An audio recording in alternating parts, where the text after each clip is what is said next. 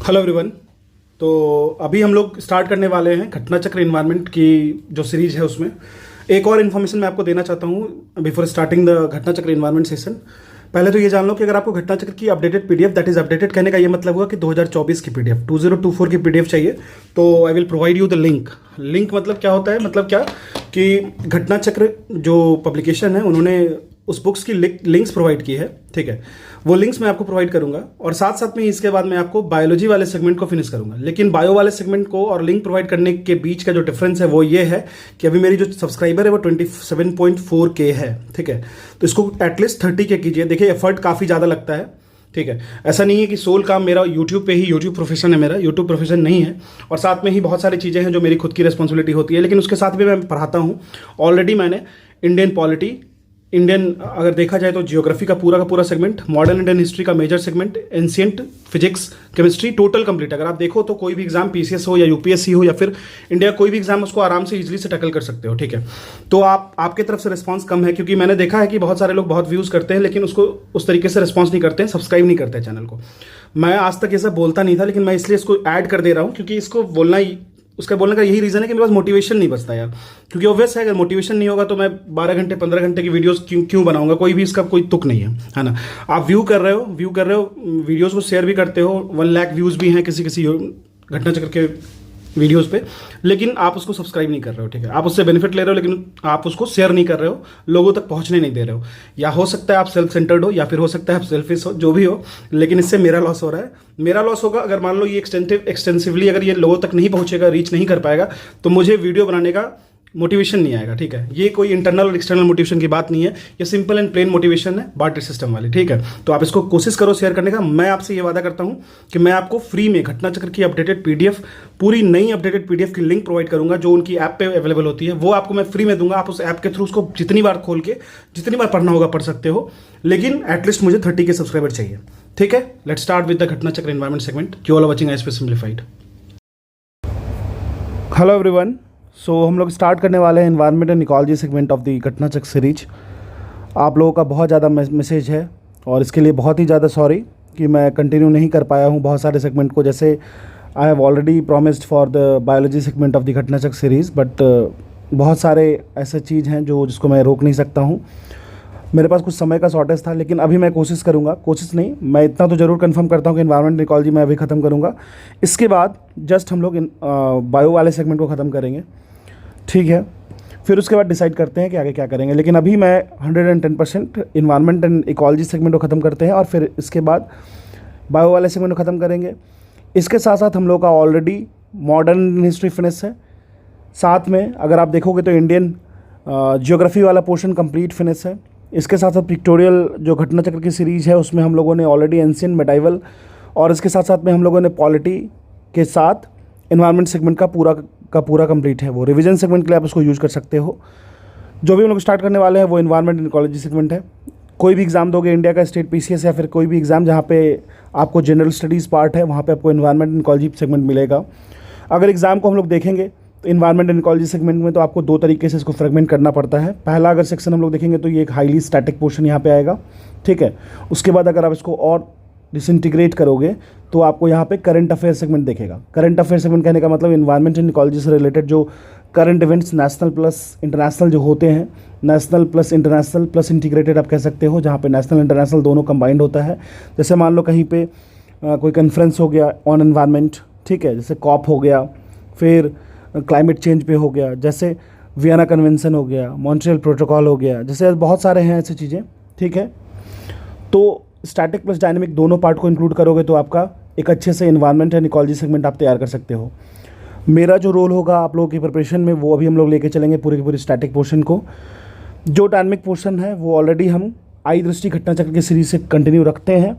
अभी अप्रैल तक का कंप्लीट है, उसके आगे से और जैसे ही वो बुक अपडेट होगी मैं करा दूंगा। ठीक है, तो हम लोग जो स्टार्ट करने वाले हैं उसमें अगर देखा जाए सेगमेंटेशन तो environment and sustainable development, then we will move to ecology segment, and then we will finish biodiversity segment, then greenhouse effect and climate change, then ozone layer, forest and wildlife। तो आप इस segment को pollution segment में add कर सकते हो including this segment. Then sanctuary, biosphere reserve, non conventional energy. देखो sanctuary, biosphere reserve and tiger reserve से सब की बात करें, forest and wildlife sanctuary की ना, तो ये बहुत ज़्यादा आपको करंट अफेयर अपडेट्स होते हैं। लेकिन हाँ, इसमें ये डिनाई नहीं कर सकते कि स्टैटिक पोर्शन नहीं हो सकता है। जो अगर बायोस्फीयर रिजर्व्स हैं या फिर जो वाइल्ड लाइफ सेंचुरीज़ हैं या नेशनल पार्क्स हैं, वो तो ऑलरेडी रहेंगे ही रहेंगे। अगर वो पास्ट के हैं तो वो आप उसको डील करोगे एज स्टैटिक पोर्शन। बट अगर उसी पे कुछ करंट न्यूज़ चल रहा है, जहाँ पे मान लो कहीं पे कुछ ऐसे स्कीम्स आए हैं जो कि गवर्नमेंट ऑफ इंडिया इंक्लूड करती है, किसी भी टाइगर रिजर्व, बायोस्फीयर रिजर्व या फिर किसी की चीज़ की, किसी भी जो भी फॉरेस्ट एंड वाइल्ड लाइफ जो एंटिटीज़ हैं, उसमें अगर कुछ मॉडिफिकेशन होता है तो उसको करंट अफेयर्स के तौर पे हम लोग पढ़ते हैं, ठीक है। तो उसको भी आप करंट अफेयर सेगमेंट में ऐड करके पढ़ सकते हो। फिर नॉन कन्वेंशनल एनर्जी सोर्सेज की बात करते हैं, पॉल्यूशन की बात करते हैं, water conservation, then miscellaneous portion, ठीक है। तो बहुत ही मज़ेदार है, बहुत ही मतलब इंटरेस्टिंग पोर्शन है ये एनवायरमेंट एंड इकोलॉजी का। इंटरेस्टिंग के साथ साथ आपको 10 मार्क्स तो ईजिली ये दिलाएगा। यूपीपीसीएस दे रहे हो तो 15 to 18 मार्क्स आता है। बीपीएससी दोगे तो 7 to 9 मार्क्स आएगा, एकदम 100% ले लो। किसी भी इंडिया के किसी भी स्टेट पीसीएस में जहाँ आप जा रहे हो एग्ज़ाम देने के लिए, या फिर यूपीएससी की एग्ज़ाम दे रहे हो, यूपीएससी में भी आपको बहुत अच्छे से 18 to 20 मार्क्स देखने को मिलता है। स्टैटिक पोर्शन अच्छा करोगे एग्जाम में, अच्छे तरीके से आप इसको डील कर सकते हो, ठीक है। तो अब स्टार्ट करते हैं, हमारा जो पहला सेगमेंट होगा, ठीक है। फर्स्ट सेगमेंट होगा environment and sustainable development part, जिसमें हम लोग एनवायरमेंट को पढ़ेंगे, जिसमें हम लोग सस्टेनेबल डेवलपमेंट की बात करेंगे, जिसमें हम लोग एनवायरमेंटल प्रोटेक्शन एक्ट 1986 की बात करेंगे, और भी बहुत सारी चीज़ें होंगी। हमारा ऑलरेडी है कि हम लोग इसको रिवर्स इंजीनियरिंग में चलेंगे, पहले क्वेश्चंस करेंगे एंड देन उसके थ्रू कंसेप्ट समझेंगे, ठीक है, जहाँ में वेरियस साइकिल्स को भी समझेंगे। चलिए क्वेश्चंस के थ्रू चलते हैं। क्वेश्चंस 1 क्या कह रहा है, देखते हैं। कह रहा है गिवन बिलो द 2 स्टेटमेंट्स। अब हम लोग बेसिक्स क्वेश्चंस को देखेंगे। असर्शन कह रहा है और रीज़न कह रहा है। असर्शन कह रहा है सस्टेनेबल डेवलपमेंट इज़ इंपॉर्टेंट। अगर सस्टेनेबल डेवलपमेंट की बात करें, सस्टेनेबिलिटी की बात करें, तो हमें ये समझ में होना चाहिए कि हमारा डेवलपमेंट तो हो ही हो, साथ में इसके साथ वो जो डेवलपमेंट होगा उसमें हम लोग ये काफ़ी ध्यान रखें कि सस्टेनेबिलिटी मेंटेन रहे। सस्टेनेबिलिटी मेंटेन रहने का क्या मतलब हुआ कि फ्यूचर जो होता है ना, फ्यूचर की जो नीड्स है, फ्यूचर की जो डिमांड होगी, वो भी हमारे डिमांड के साथ फुलफिल हो। ऐसा ना हो कि हम जैसे रेकलेसली यूज़ कर रहे हैं नेचुरल रिसोर्सेज को हम रेकलेसली यूज़ कर रहे हैं, तो हमारा क्या हो रहा है, यहाँ पे डिप्लीशन हो जा रहा है, डिप्लीट हो जा रहा है, या फिर वो खत्म हो जा रहा है। जैसे कोल की बात करते हैं तो कोल भी खत्म होने वाला है। अगर कोल खत्म होगा तो हमारे जो फ्यूचर जनरेशन आएंगे उनको कोल तो मिलेगा नहीं, ठीक है। हो सकता है we will work for the alternate energy sources, लेकिन फिर भी कोल तो उनको भी मिलना चाहिए था ना। या फिर ऐसी बहुत सारी चीज़ें हैं नेचुरल सोर्सेस जो उनको नहीं मिल पा रही हैं, नहीं मिल पाएंगी। तो सस्टेनेबिलिटी का मतलब यही हुआ कि जुडिशियस यूज़ करना है, रेकलेस यूज़ नहीं करना है उन चीज़ों को, ठीक है। तो सस्टेनेबल डेवलपमेंट इज़ इंपॉर्टेंट, ये फर्स्ट ऑप्शन है इनका। For well being of human society, absolutely correct statement, there is no issue in that. Second कह रहा है sustainable development is the kind of development that meets the need of the present without compromising the ability of future generations to meet their own need. तो बिल्कुल मैंने आपको यही समझाया है कि आप खुद की ज़रूरतों के लिए जो आपके फ्यूचर जनरेशंस का डिमांड है, उसके नीड्स को आप अनदेखा नहीं कर सकते हैं। आपको खुद के डिमांड के साथ आपके फ्यूचर जनरेशंस को भी ध्यान रखना होगा, ठीक है ना। तो the given reason is satisfying the assertion, so option A will be correct. Both A and are the true statement and are is the correct explanation of ए, ठीक है। चलिए, इसमें कुछ समझाने की बात भी नहीं है। Now let's move to the next question. कह रहा है arrange the following event in chronological order. Chronological order में हमको इसको अरेंज करना है। बेसिकली इसमें ईयर बताना है, ठीक है। देखो, अगर मैं चाहूँ तो इस क्वेश्चन में आपको रियो समिट, फिर आपको ब्रटलैंड कमीशन रिपोर्ट या इन्फोर्समेंट ऑफ मॉन्ट्रियल प्रोटोकॉल के बारे में बता दूं सारा डिटेल में, लेकिन धीरे धीरे क्वेश्चंस आएंगे इस पर, ठीक है। तो हम लोग जैसे क्वेश्चन दे रखा है उसको उस तरीके से डील करेंगे, क्योंकि ये वीडियोज़ ऑलरेडी अगर एक्सटेंडेड बनने वाला है, अगर हम लोग कंबाइन करेंगे तो 12-14 घंटे की वीडियो तो बनेगी ही बनेगी, ठीक है। तो हम लोग उसको शुरू करते हैं। देखो, अगर हम लोग बात करें रियो अर्थ समिट की, तो आपको ये आया था 1992 में। कब आया था? 1992, 1992। देखो, आपको कैसे याद रखना ना, किसी ना किसी से लिंक कर लो इसको, इस ईयर को, एंड देन आप इसको याद कर सकते हो। अगर आपको इसकी मंथ याद ना भी रहे तो चलेगा, लेकिन आपको ईयर याद रहना चाहिए, ठीक है। ईयर आप स्किप नहीं कर सकते हो। तो रियो अर्थ समिट इज इन 1992। फिर अगर हम लोग बात करें मॉन्ट्रियल प्रोटोकॉल का इन्फोर्समेंट, तो ये आपको 1990 से एक साल पहले, ठीक है, 1989 में हुआ था, ठीक है। ये ध्यान रखिएगा, 1989 में, क्लियर है। उसके बाद अगर हम लोग बात करें आपको limit to the growth report, तो ये आपको 1972 में आया था, 1972 में। And then we will move to the publication of Brundtland commission report, तो ये आपको 1987 में आया था, ठीक है। तो अगर आप देखोगे तो ये 1987 में आया है। तो अगर आप इसको चेक करोगे तो publication of limit of growth report will came as first 1972, that is 4 will be the first, and then publication of Brundtland commission report, तो ये आपको 1987 में आया था, तो इसके बाद ये आ जाएगा, and then enforcement of Montreal protocol, it will be third, and then 1, तो हमारा आंसर बी हो जाएगा। हाईली स्टैटिक क्वेश्चन हो गया ये, तो आप इसको इस तरीके से ही पढ़ सकते हो। ईयर्स याद करना होगा, अगर इस तरीके से क्वेश्चन पूछता है तो इसमें कोई कुछ नहीं कर सकता है, ठीक है। इवन दो अगर आपको ये सारे मॉन्ट्रियल प्रोटोकॉल, वियना कन्वेंशन, फिर आपको रियो समिट, अर्थ समिट, ठीक है, याद भी रहे, फिर भी आपका क्वेश्चन नहीं बनेगा, क्योंकि आपको यहाँ पे क्वेश्चंस में ईयर पूछ रहा है। खासकर यूपीपीसीएस के प्रीलिम्स में ऐसे क्वेश्चन पूछते हैं हार्डकोर स्टैटिक, तो आपको उसको पढ़ना होगा। चलिए, थर्ड कह रहा था discussion on sustainable development was started after submitting a report on environment to the United Nation 1987, that report was, तो आपको मैंने ऑलरेडी बताया कि 1987 में सस्टेनेबल डेवलपमेंट पे डिस्कशन होता है, और वहाँ पे एक रिपोर्ट को सबमिट किया था एनवायरनमेंट के बेसिस पे। तो वो कौन सा रिपोर्ट था? वो था आपको आवर कॉमन फ्यूचर, ठीक है। सीधी सी बात है, जब आवर कॉमन फ्यूचर की रिपोर्ट को सबमिट किया गया, जिसको हम लोग ब्रुटलैंड रिपोर्ट भी कहते हैं, ठीक है, इस रिपोर्ट को क्या कहते हैं? ब्रुटलैंड रिपोर्ट, ठीक है। किसके द्वारा पब्लिश किया गया था? ये पब्लिश किया गया था आपको world commission on environment and development, WCED कहते हैं, 1987 में। बेसिकली इसमें जो बात की गई थी, किसके बारे में बात कर रहा हूँ? World commission on environment and development के द्वारा जो पब्लिश किया गया था रिपोर्ट, उसके बारे में, आवर कॉमन फ्यूचर। इसमें बेसिकली बात किया गया था सस्टेनेबिलिटी रिपोर्ट के बारे में, सस्टेनेबल डेवलपमेंट के बारे में, ठीक है। अब देखिए, कह रहा है environment refers to the natural world of land, water, air, plant और animal that exist around it, ठीक है। The sum total of conditions which surround human beings at a given point of time, the interacting system of physical, biological and cultural element. Physical element, that is आप समझ सकते हो abiotic component, biological element may be biotic or abiotic, and cultural element is the intermixing relation or interdevelopmental relation between the biotic and abiotic component. तो ये सारे interlinked होंगे। अगर आप देखोगे तो ये सारे का सारा ऑप्शन हो जाता है, तो हमारा आंसर डी हो जाएगा, ठीक है। अब इसमें क्या ही पढ़ना है, कुछ नहीं पढ़ना है, ठीक है। चलिए, नाउ क्वेश्चन नंबर 5 इज, कह रहा है which of the following is not related to environmental protection. इनमें से कौन ऐसा है जो एनवायरमेंटल प्रोटेक्शन से रिलेटेड नहीं है? तो एनवायरमेंटल प्रोटेक्शन के केस में हम लोग बात करते हैं सस्टेनेबिलिटी की, सस्टेनेबल डेवलपमेंट की, और judicious use of any resources that we are getting, ठीक है। तो हमारा सस्टेनेबल डेवलपमेंट तो होगा। चलो, पोवर्टी एलिवेशन हम लोग सोचते हैं, गरीबी हटाओ, गरीबी बचाओ, ठीक है।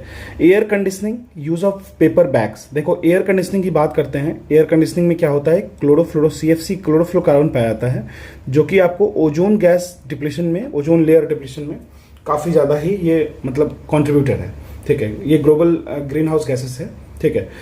अब यूज ऑफ पेपर बैग्स है, इसके बारे में बात करते हैं। If we will talk about the environmental protection, तो हम लोग इसके बारे में बात करते हैं। तो हमारा ऑप्शन जो हो जाएगा वो बी हो जाएगा, ठीक है।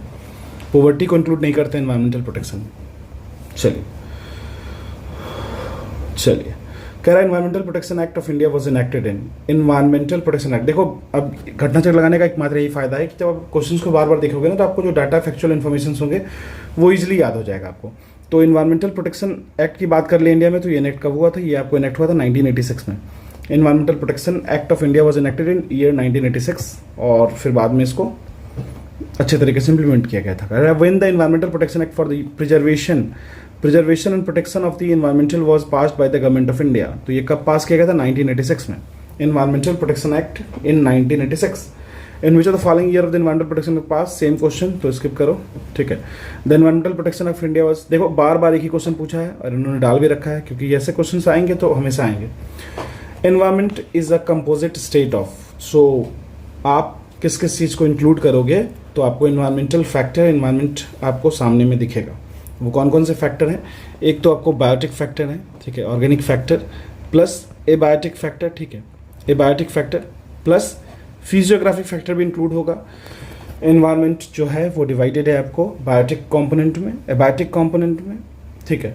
जो बायोटिक एनवायरनमेंट होता है वो आपको बायोटिक फैक्टर से बने होते हैं, लिविंग थिंग्स से बने होते हैं एनवायरनमेंट के, ठीक है। एबायोटिक जो होते हैं वो फिजिकल एनवायरनमेंट को कंसिस्ट करते हैं और आपको ये फिजिकल फैक्टर से बने होते हैं, ठीक है। वैसे फिजिकल फैक्टर्स जो लिविंग ऑर्गेनिज्म को अफेक्ट करते हैं, जैसे temperature, light, intensity, amount of availability of water, और फिर बहुत सारे कंपोनेंट। ठीक है, तो हमारा यहाँ पे बायोटिक फैक्टर तो होगा ही, फिजियोग्राफिक फैक्टर भी होता है। ठीक है, फिजियोग्राफी मतलब physical environment condition, physical divisions. ठीक है, तो हमारा ये तीनों हो जाएगा, तो आंसर हमारा ऑल ऑफ द अबव हो जाएगा। कह रहा है generally environment can be classified as following categories, which among the following is not a part of such category: operational environment, physical environment, cultural environment and biological environment. देखो सीधी सी बात है, हम लोग बात करते हैं फिजिकल इन्वायरमेंट की, कल्चरल की और बायोलॉजिकल इन्वायरमेंट की। ठीक है ना, बायोलॉजिकल एंड बायोकेमिकल इन्वायरमेंट की भी बात करते हैं, कल्चरल इन्वायरमेंट की बात करते हैं। मतलब कल्चरल इनरिचमेंट क्या होता है, एक कल्चर के लोग एक तरीके से आपस में कंसिस्ट करते हैं। एक कल्चर का एनवायरनमेंट जो होता है वो एक कल्चर के लोगों को, मतलब सेम होमोजेनस टाइप के लोगों को ही एक तरीके से सस्टेनेबिलिटी की तरफ ले जाता है। डिफरेंट कल्चरल इनरिचमेंट होगा या फिर कल्चरल मिक्स होता है तो उसको माइग्रेशन कह सकते हैं, या फिर वहाँ पे क्या होता है, कल्चरल एक्सचेंज होता है। तो एनवायरनमेंट की अगर हम लोग बात करें तो कल्चर की बात करते हैं। ठीक है, फिजिकल एनवायरनमेंट की बात करेंगे ही, तो ये तीनों होगा। ऑपरेशनल एनवायरनमेंट की बात नहीं करते हैं। ठीक है, एनवायरनमेंट को आप देखा जाए तो डिफाइन किया गया है physical, cultural, biological, environmental. Physical environment जो है वो इंक्लूड करता है किसको, तो लैंड फॉर्म्स को, वाटर बॉडीज़ को, क्लाइमेट को, सॉइल्स को, रॉक्स, मिनरल्स, इसे। ठीक है, सिंपल सा कंसेप्ट है। बायोलॉजिकल एनवायरनमेंट की बात करें तो यहाँ पे प्लांट, एनिमल, माइक्रो ऑर्गेनिज्म की बात होगी, माइक्रो और मैक्रो लेवल पे। लेकिन कल्चरल एनवायरनमेंट की बात करें तो आपको मैन मेड फीचर जैसे कि economical, cultural, society, social and political element. ठीक है, तो ये सारी चीज़ों को कंसिस्ट करता है। तो बहुत ही बेसिक्स क्वेश्चन था, अगर आपको नहीं पता होता तो आप इसको इजीली लेके जा सकते थे। कह रहा है sustainable development is a matter of intergenerational sensibility in respect to use of. देखिए, सस्टेनेबल डेवलपमेंट की जब भी बात करते हैं ना, तो हम लोग हमेशा समझते हैं कि एक जनरेशन से दूसरे जनरेशन में, इंटर जनरेशन के बीच में सेंसिबिलिटी होनी चाहिए। किस चीज़ के यूज़ के लिए, किस चीज़ के यूज़ के लिए, तो नेचुरल रिसोर्सेज के यूज़ के लिए। ठीक है, नेचुरल रिसोर्सेज के यूज़ के लिए। सीधी सी बात है, जो सस्टेनेबल डेवलपमेंट का जो कंसेप्ट है, यूनाइटेड नेशन का जो ये कंसेप्ट है, किसके बारे में बात कर रहे हैं, सस्टेनेबल डेवलपमेंट की बात कर रहे हैं। ये आया था आपको United nation conference on environment and development को UNCED कहते हैं, जो कि डिफाइन करती है डेवलपमेंट को, कि बहुत सारे हम देखो जो भी होगा हमारा डेवलपमेंट वो हमारे प्रेजेंट जनरेशन को ध्यान तो रखेगा ही रखेगा, लेकिन वो जो डेवलपमेंट होगा वो हमेशा इस चीज़ का याद रखेगा कि हमारा जो प्रेजेंट जनरेशन का डेवलपमेंट है, जो हमारे प्रेजेंट जनरेशन की नीड है, वो कॉम्प्रोमाइज़ नहीं करे for the ability of the future generation to meet their requirements और नीड्स। ठीक है, उनके नीड्स के साथ कोई भी जस्ट वो नहीं होना चाहिए कि मतलब कोई जाति नहीं होनी चाहिए, ध्यान रखिएगा। सस्टेनेबल डेवलपमेंट की बात करें तो आपको ये इंटर जनरेशनल सेंसिबिलिटी की बात करती है। किस टर्म में, तो हम उस टर्म में बात करेंगे जहाँ पे नेचुरल रिसोर्सेज की बात होगी। जो मेन ऑब्जेक्टिव होगा सस्टेनेबल डेवलपमेंट का, वो जस्ट एक तरीके से नेचुरल रिसोर्सेज का सिंपल एंड प्लेन यूजेस है, उसके कंजर्वेशन के बारे में बात होगी, प्रॉपर मैनेजमेंट की बात होगी, जुडिशियल यूज़ के बारे में बात होगी। जुडिशियस यूज होना चाहिए, आप उसको रेकलेसली यूज़ नहीं करो। ठीक है ना, इसको एक्सप्लेन किया गया था WCED में, world commission on environment and climate change. ठीक है, देखो सीधी सी बात है, अगर आपने ये क्वेश्चन को पढ़ा तो आपको सस्टेनेबल डेवलपमेंट के बारे में मालूम भी होगा ना, फिर भी आपको UNCED, WCED के को अगर आप रीड कर लोगे ना, एक दो बार रीड कर लोगे तो आपको ये पता हो जाएगा ना कि हाँ, अगर WCED आता है या फिर UNCED आता है तो हमें इतना तो पता है कि नेचुरल रिसोर्सेज के बारे में बात होगी, सस्टेनेबिलिटी और फिर रिसोर्सेज के बारे में बात होगी। क्वेश्चंस में अगर सस्टेनेबिलिटी की अगर आपको कोर कंसेप्ट मिलेगा या कीवर्ड मिलेगा तो आप इजीली इसकी तरफ मूव कर सकते हो। यही फायदा है क्वेश्चंस के ऑब्जेक्टिव और आंसर को रीड करने का। ठीक है ना, चलिए बाकी तो कॉमन गोल्स के बारे में ऑलरेडी हम लोगों ने बात कर लिया था, 1997 के में आया था आपको। ठीक है, और एजेंडा 21 में इसको सपोर्ट भी किया गया था, रियो डिक्लेरेशन जिसको कहते हैं, अर्थ समिट में, जो कि हेल्ड हुआ था 1992 में। ठीक है, और अगर हम लोग देखें तो सस्टेनेबल डेवलपमेंट जो है वो प्रोमिनेंट इशू था। ठीक है, इसको जोहान्सबर्ग समिट 2002 में भी इसको फोकस किया गया था। अगर हम लोग बात करें, यूनाइटेड नेशन के पास 17 सस्टेनेबल डेवलपमेंट गोल है। देखो 17 SDGs हैं। ठीक है, सस्टेनेबल डेवलपमेंट गोल्स, ये मैंने ऑलरेडी अपने चैनल पे पढ़ा रखा है, आप देख लेना। एक 5 से 10 मिनट की वीडियो होगी, वहाँ मैंने एक बिट को एक्सप्लेन किया है। ठीक है, 17 सस्टेनेबल डेवलपमेंट गोल्स हैं, जिसमें से जिसको रियलाइज़ किया गया कि आप 2030 तक इसको हम लोग अचीव कर लेंगे। ठीक है ना, सस्टेनेबल डेवलपमेंट इंडेक्स जो होता है वो इनिशिएट करता है किस तरीके से हम लोग उस जो प्रोग्रेस है उसके मेजर्स को रीड करेंगे। जो डिफरेंट नेशंस ने इसको उस डायरेक्शन में, सस्टेनेबिलिटी के डायरेक्शन में अगर हम लोग जा रहे हैं, अगर हम लोग उस तरीके से मूव कर रहे हैं to achieve the goals of sustainable development goals, so हम लोग इस पर किस तरीके से काम करेंगे। इंडिया की बात कर ले तो उसकी रैंक 120 है आउट ऑफ 165 नेशन, जो कि पुअर है। ठीक है, ये 2021 की इंडेक्स है। तो अगर देखो रिसेंट की इंडेक्स देख लेना, हमेशा वैसे भी करंट अफेयर्स जब पढ़ोगे तो ये इंडेक्स आते रहता है, आप उसको अपडेट करते रहना, ठीक है।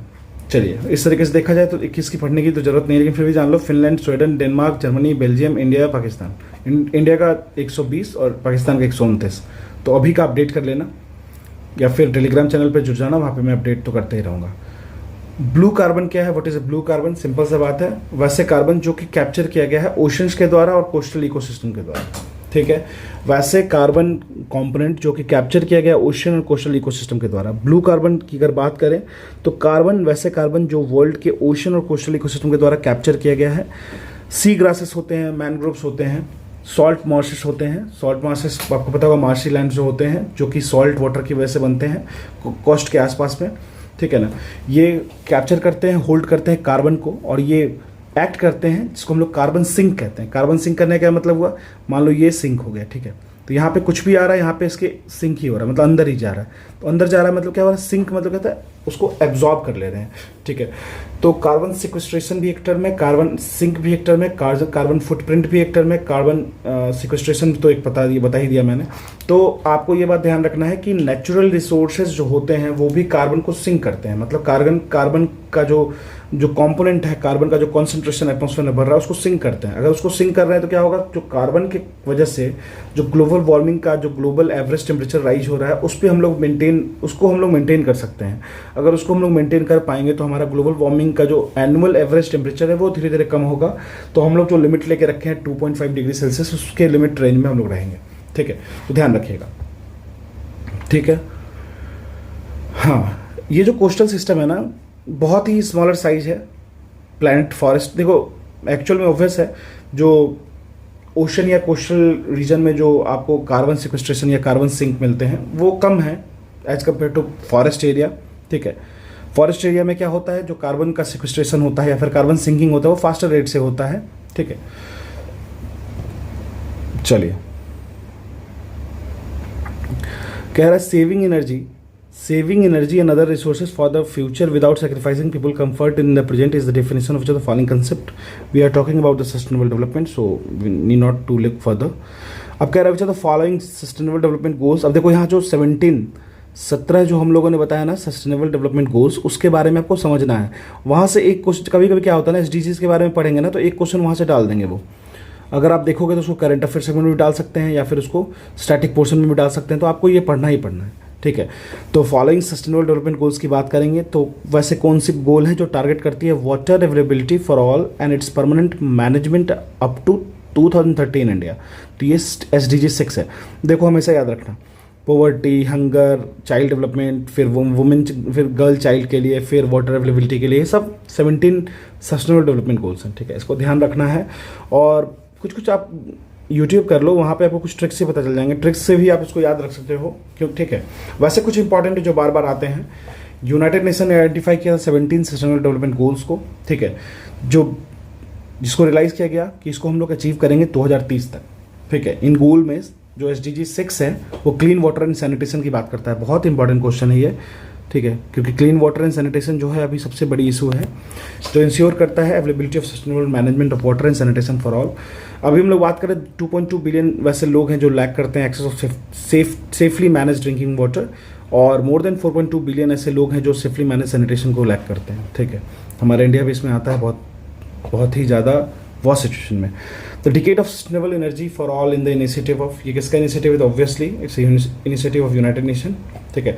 एक टर्म होता है यूनाइटेड नेशन में, ठीक है, एक होता है ब्लू हेलमेट। आप मुझे बताना ये टर्म किससे रिलेटेड है, आखिर ये है क्या, ठीक है। चलिए, और ये भी बता देना कि नाटो जो है इसका हेडक्वार्टर कहाँ पे है, प्लस इसको स्टेब्लिश कब किया गया था, ठीक है। इसमें कौन कौन सी कंट्री आती है, थोड़ा सा पार्टिसिपेट करोगे तो मजा आएगा पढ़ाने में और पढ़ने में भी, ठीक है। Which of the following is the nodal institutions for implementation of sustainable development goals. देखो सीधी सी बात है, बहुत ही आसान क्वेश्चन है। Planning commission, disinvestment commission, NITI Aayog, finance commission. तो टोटल 17 सस्टेनेबल डेवलपमेंट गोल्स जो सस्टेन्ड हैं आपको पता होगा। तो फिर जो एफोर्डेबल, रिलायबल, सस्टेनेबल और मॉडर्न एनर्जी फॉर ऑल 2030 तक इसका टारगेट रखा गया है, ठीक है। इसको अचीव करने का टारगेट जो 2030 रखा गया है, हालांकि ये बहुत ही मुश्किल दिख रहा है, ठीक है। सस्टेनेबल एनर्जी जो है फॉर ऑल, ये एक इनिशिएटिव है जो कि यूनाइटेड नेशन के द्वारा चलाया गया था, ठीक है। बेसिकली इसमें ये था कि 2014 से 2024 तक का जो डिकेड होगा ना सस्टेनेबल एनर्जी फॉर ऑल के लिए, ये इस फॉर्मेट इसको डिक्लेयर किया गया था, बाद में इसको एक्सटेंड करके 2030 तक किया गया, ठीक है। हालांकि अभी भी लग नहीं रहा है कि ये अचीव हो पाएगा। हम लोग बात कर रहे थे विच of the following is a nodal institutions for implementation of sustainable development goals, तो ये आपको नीति आयोग है। शायद मैं पीछे वाले क्वेश्चन पे चला गया।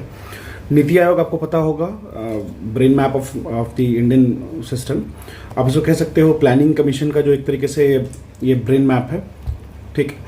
अगर नोडल कमीशन की इंस्टीट्यूट की बात करें तो NITI Aayog, national institute for transforming India, ये इसका फुल फॉर्म है। बहुत जगह ये भी पूछ देता है एग्जाम में, ठीक है। बेसिकली ये कोऑर्डिनेशन और इम्प्लीमेंटेशन की बात करता है sustainable development goals in India की। आप मुझे बताना नीति आयोग जो है, नीति आयोग, इसके मेंबर्स के बारे में बताना भी करेंट में। वर्ल्ड एनवायरनमेंट डे, ये एक हाईली स्टैटिक क्वेश्चन हो गया, ये आपको 5 जून होता है। वर्ल्ड एनवायरनमेंट डे इसको 5 जून को हर साल में मनाया जाता है। चाइना जो था, अगर अभी देखो 2019 की बात हो रहा है तो इसकी हम लोग बात नहीं करेंगे। आपको अभी का जो प्रेजेंट डे है ना, उसके बारे में, वर्ल्ड एनवायरनमेंट डे के बारे में जानना है, ठीक है, रिसेंट ईयर का, और उसके थीम के बारे में जानना होता है। मतलब डेट तो पता चल गया 5 जून, तो आपको थीम के बारे में जानना होगा। और फिर वर्ल्ड एनवायरनमेंट डे को ना होस्ट किया जाता है, ग्लोबली इसको होस्ट किया जाता है कंट्री के द्वारा, तो वो कौन सी कंट्री थी, ठीक है। The world environment day is celebrated on तो जून 5। अब कह रहा था book silent spring published in 1962 which set the tone for environment movement in the world, ये किसके द्वारा लिखा गया था? देखो ये भी क्वेश्चन जो 2020 में पूछा गया है। तो 1962 में एक किताब लिखा गया था साइलेंट स्प्रिंग, ठीक है। तो इन्वायरमेंटल मूवमेंट के बारे में ये थोड़ा इसका जो टोन था वो उस तरफ से अलाइन था, तो ये लिखा गया था आपको रैचल कार्लसन के द्वारा। साइलेंट स्प्रिंग एक एनवायरमेंटल साइंस बुक है जो पब्लिश किया गया था 1962 में, और ये लिखा गया था अमेरिकन बायोलॉजिस्ट और इकोलॉजिस्ट रैचल कार्लसन के द्वारा, ठीक है। चलिए आप मुझे कमेंट सेक्शन में बताना, एक टर्म होता है 6 सिग्मा, ठीक है, 6 सिग्मा। इस पे बहुत सारी कंपनी काम करती है। एक तो मैं आपको बताता हूँ 6 सिग्मा पे काम करने वाली सबसे पहले कंपनी थी मोटोरोला। आप मुझे बताना कि 6 सिग्मा पे इंडिया में कौन सी कंपनी काम करती थी, ठीक है। हाईली एफिशिएंट सिस्टम होता है ये, ठीक है, क्वालिटी पे ज़्यादा बेसिक फोकस्ड होता है। क्वेश्चन 21 कह रहा है countries natural capital included all of the following except, तो नेचुरल रिसोर्सेज क्या हो सकता है? फॉरेस्ट होगा, वाटर होगा, मिनरल होगा, रोड्स थोड़ी नेचुरल है, ये तो कट कर दो, ठीक है। नेचुरल रिसोर्सेज में देखोगे तो इनऑग्जिस्टेबल सोर्सेस है, एग्जिस्टेबल मतलब जो आप उसको खर्च कर दोगे या खर्च नहीं कर पाओगे। खर्च नहीं कर पाने में solar energy, wind energy, tidal energy, rain, atomic energy. Exhaustible जो एग्जॉस्ट हो जाएगा आगे चल के वो रिन्यूएबल, नॉन रिन्यूएबल के फॉर्म में होता है। जैसे फॉरेस्ट हो गया रिन्यूएबल फॉर्म में, पास्चर हो गया, वाटर सिस्टम हो गया, एग्रीकल्चरल सिस्टम, वाइल्ड एनिमल्स हो गया, सॉइल हो गया। नॉन रिन्यूएबल में 2 कंपोनेंट हो जाएगा, बायोटिक है, बायोटिक में बायोटिक स्पेसीज की बात हो जाएगी। बायोटिक में petrol can be depleted, coal can be depleted, gas, gypsum, metal. Gypsum के बारे में मुझे आप बता देना, जिप्सम की फॉर्मूला आप मुझे बता सकते हो। साथ साथ में जिप्सम का यूज़ किस चीज़ में होता है ये भी समझ लेना। आपने प्लास्टर ऑफ पेरिस सुना होगा, उसके बारे में कुछ बता सकते हो तो बता देना, ठीक है।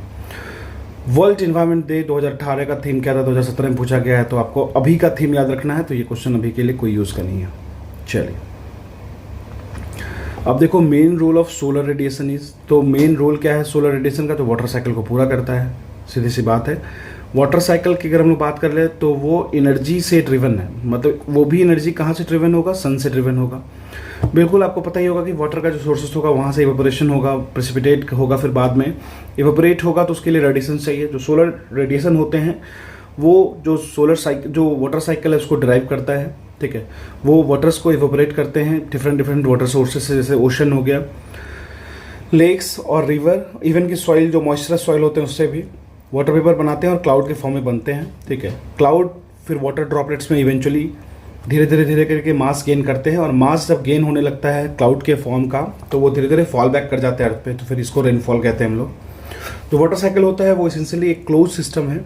इसका मतलब ये होता है कि वॉल्यूम जो है वाटर साइकिल का किसी भी हाइड्रोस्फीयर में, ठीक है ना, वो सेम अमाउंट ऑफ वाटर जो है वो ऑलवेज प्रेजेंट होगा अर्थ के सिस्टम में।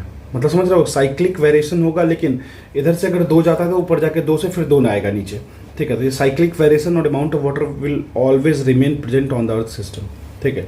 तो ये मेन सोलर रेडिएशन का, देखो ये सब बेसिक क्वेश्चन है, चैप्टर भी बेसिक्स ही है।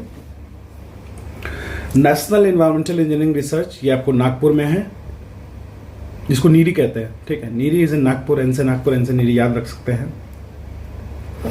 National environmental engineering research institute को नीरी कहते हैं, एक रिसर्च इंस्टीट्यूट है, क्रिएट किया गया था और फंड किया गया था गवर्नमेंट ऑफ इंडिया के द्वारा। स्टैब्लिश हुआ था नागपुर में। देखो नागपुर तो जरूर याद रखना, हाईली स्टैटिक क्वेश्चन में पूछेगा। इसको किया कब किया गया था? 1958 में किया गया था, मतलब 1857 के 101 साल बाद, ठीक है।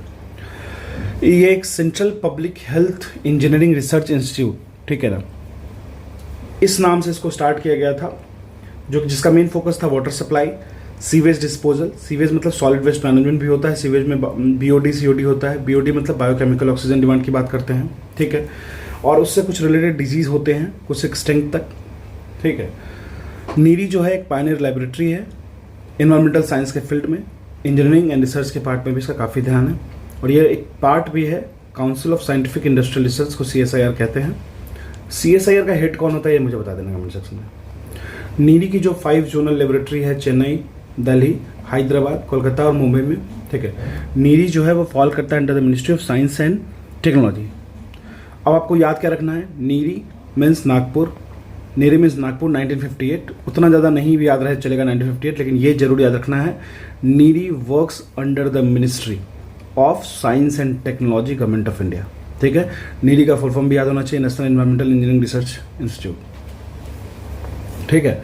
कह रहे when and where the national environmental engineering research institute NEERI was देखो डेवलप, तो ये पता ही है आपको, 1958 नागपुर में पूछ दिया क्वेश्चन। देखो यूपी PCS की एग्जाम दे रहे हो तो आपको थोड़ा वाहियात सा जो फैक्ट्स होता है ना उसको याद रखना ही पड़ेगा, आप उसमें कुछ नहीं कर सकते हो, ठीक है। मजबूर हो आप, लेकिन आपको देना एग्जाम तो करना ही है। What is the important for sustainable development? सीधी सी बात है, conservation of biological diversity, you will conserve. If you will try to save anything, you will conserve. Prevention and control of pollution, obvious. If you will use judicially, and we will prevent the reckless use of anything, or we will try not to deplete the resources which are available naturally in the environment, like coal and renewable energy sources or different energy sources which can be developed, non-renewable energy sources which can be depleted. तो आप उस case में क्या होगा, अगर SDGs पे चलोगे तो उसको प्रिवेंट कर सकते हो। जब आप उसको डिप्लीट नहीं कम करोगे तो ऑब्वियस है पॉल्यूशन भी डायरेक्टली चेंज होगा उस पर, तो पॉल्यूशन भी कम होगा, तो ये दोनों तो करेक्ट है, ठीक है। पोवर्टी भी डिक्रीज होता है, ये ध्यान रखिएगा। देखिए अगर आप किसी चीज़ को, कोई भी एक ऐसा रिसोर्स को कम डिप्लीट कर रहे हो ना, तो आगे आने वाले जो रिसोर्स, जो लोग हैं या फिर जो उसको उस रिसोर्स को यूज़ करेंगे, जब उनके पास रिसोर्सेज ऑलरेडी अवेलेबल होगा तो वो अल्टरनेट सोर्सेज पे जाएंगे नहीं। अल्टरनेट सोर्सेज हमेशा याद रखना, जब भी कोई अल्टरनेट सोर्सेज होती है तो वो महंगा होता है, उस पर आपको इन्वेस्ट करना पड़ता है, उससे उस चीज़ों को आपको बहुत सारा इन्वेस्टमेंट होता है, पैसे बर्बाद होते हैं और वो सस्ता नहीं होता। ये तो फ्री में मिल रहा है, ठीक है। तो वो सीधी सी बात है पॉवर्टी को, तो अगर आप SDGs पे चलोगे तो पॉवर्टी डिक्रीज होगा ही होगा, तो हमारा आंसर डी हो जाएगा, ठीक है। और साथ में ही SDGs पे अगर आप काम करोगे तो कुछ इन्फॉर्मेशन ऐसे होते हैं जो पॉलिसी फॉर्मुलेशंस में काफ़ी मदद करते हैं। SDGs पे अगर आपका ख्याल रहेगा तो आप पॉलिसीज फॉर्मेशन पे ध्यान दोगे। गवर्नमेंट अगर पॉलिसीज फॉर्मेशन पे ध्यान देती है तो पॉवर्टी कम होगा, ठीक है, ध्यान रखिएगा।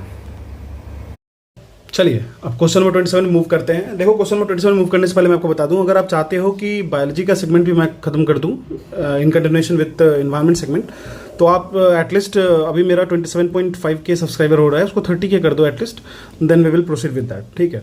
कि मैं देखता हूँ कि लोग आते हैं, विजिट करते हैं, व्यू करते हैं और फिर उसको सब्सक्राइब नहीं करते हैं। Even though I don't say these words frequently, but I need to say this because you need to appreciate, or you need to say at least okay, what you are gaining from this.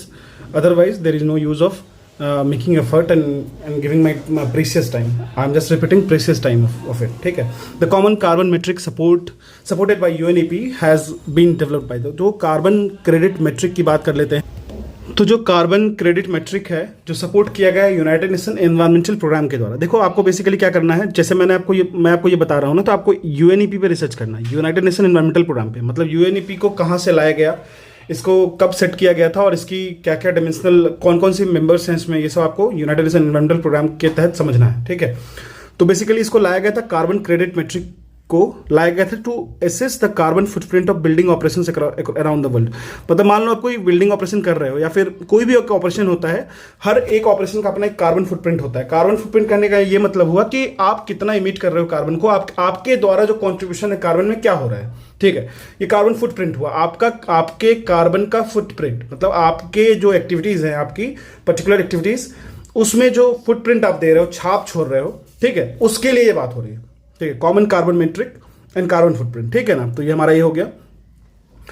अगर हम लोग बात करें common carbon metric की, तो ये एक measuring energy use है जो रिपोर्ट करता है green house gas emission from building operation, ठीक है। ऑब्वियस बात है, ग्रीन हाउस गैस इमिशन होगा तो कार्बन की क्रेडिट होगी, वो बढ़ेगी। Leading expert from around the world have दो एक्सटेंसिव, देखो ये सब चीज एक्सप्लेन करने की जरूरत नहीं है, लेकिन अगर हम लोग बात करें कॉमन कार्बन मीट्रिक की, तो ये एक कैलकुलेशन है जिसको हम लोग बेसिकली यूज करते हैं टू डिफाइन और to report and to verify, किसके लिए, तो ग्रीन हाउस गैस इमिशन के लिए, ठीक है ना। ग्रीन हाउस गैस इमिशन किसके लिए, जो एसोसिएटेड है, जो ग्रीन हाउस गैस एसोसिएटेड है for the operation of building type of particular climate reason, ठीक है, for a particular climate reason, क्योंकि हर क्लाइमेट रीजन का अलग अलग होगा बिल्डिंग रिक्वायरमेंट्स एंड टाइप्स, ठीक है ना, ठीक है। लेकिन अगर आप इसको मानोगे कार्बन क्रेडिट रेटिंग को, तो ये एक बिल्डिंग रेटिंग टूल नहीं है, ठीक है। यह कंसिस्टेंट है आपको मेथड जो एसेस करेगा एनवायरमेंटल परफॉर्मेंस बिल्डिंग का, जो ग्लोबली यूज किया जा रहा है वर्ल्ड बिजनेस काउंसिल के द्वारा फॉर सस्टेनेबल डेवलपमेंट, ठीक है ना। चलिए अब मूव करते हैं नेक्स्ट क्वेश्चन पे। कह रहा है which one of the following is not the objective of smart city development. Smart city development का कौन सा ऑब्जेक्टिव नहीं है। देखो गुड गवर्नेंस तो बिल्कुल हो, जब भी हम लोग बात करेंगे स्मार्ट सिटी मिशन के बारे में, स्मार्ट सिटी डेवलपमेंट के बारे में, तो आपको पता होगा कि गवर्नमेंट हमेशा स्मार्ट सिटी के, आप किसी भी स्टेट से बिलोंग करते हो, स्मार्ट सिटी के बारे में आपने सुना ही होगा, ठीक है।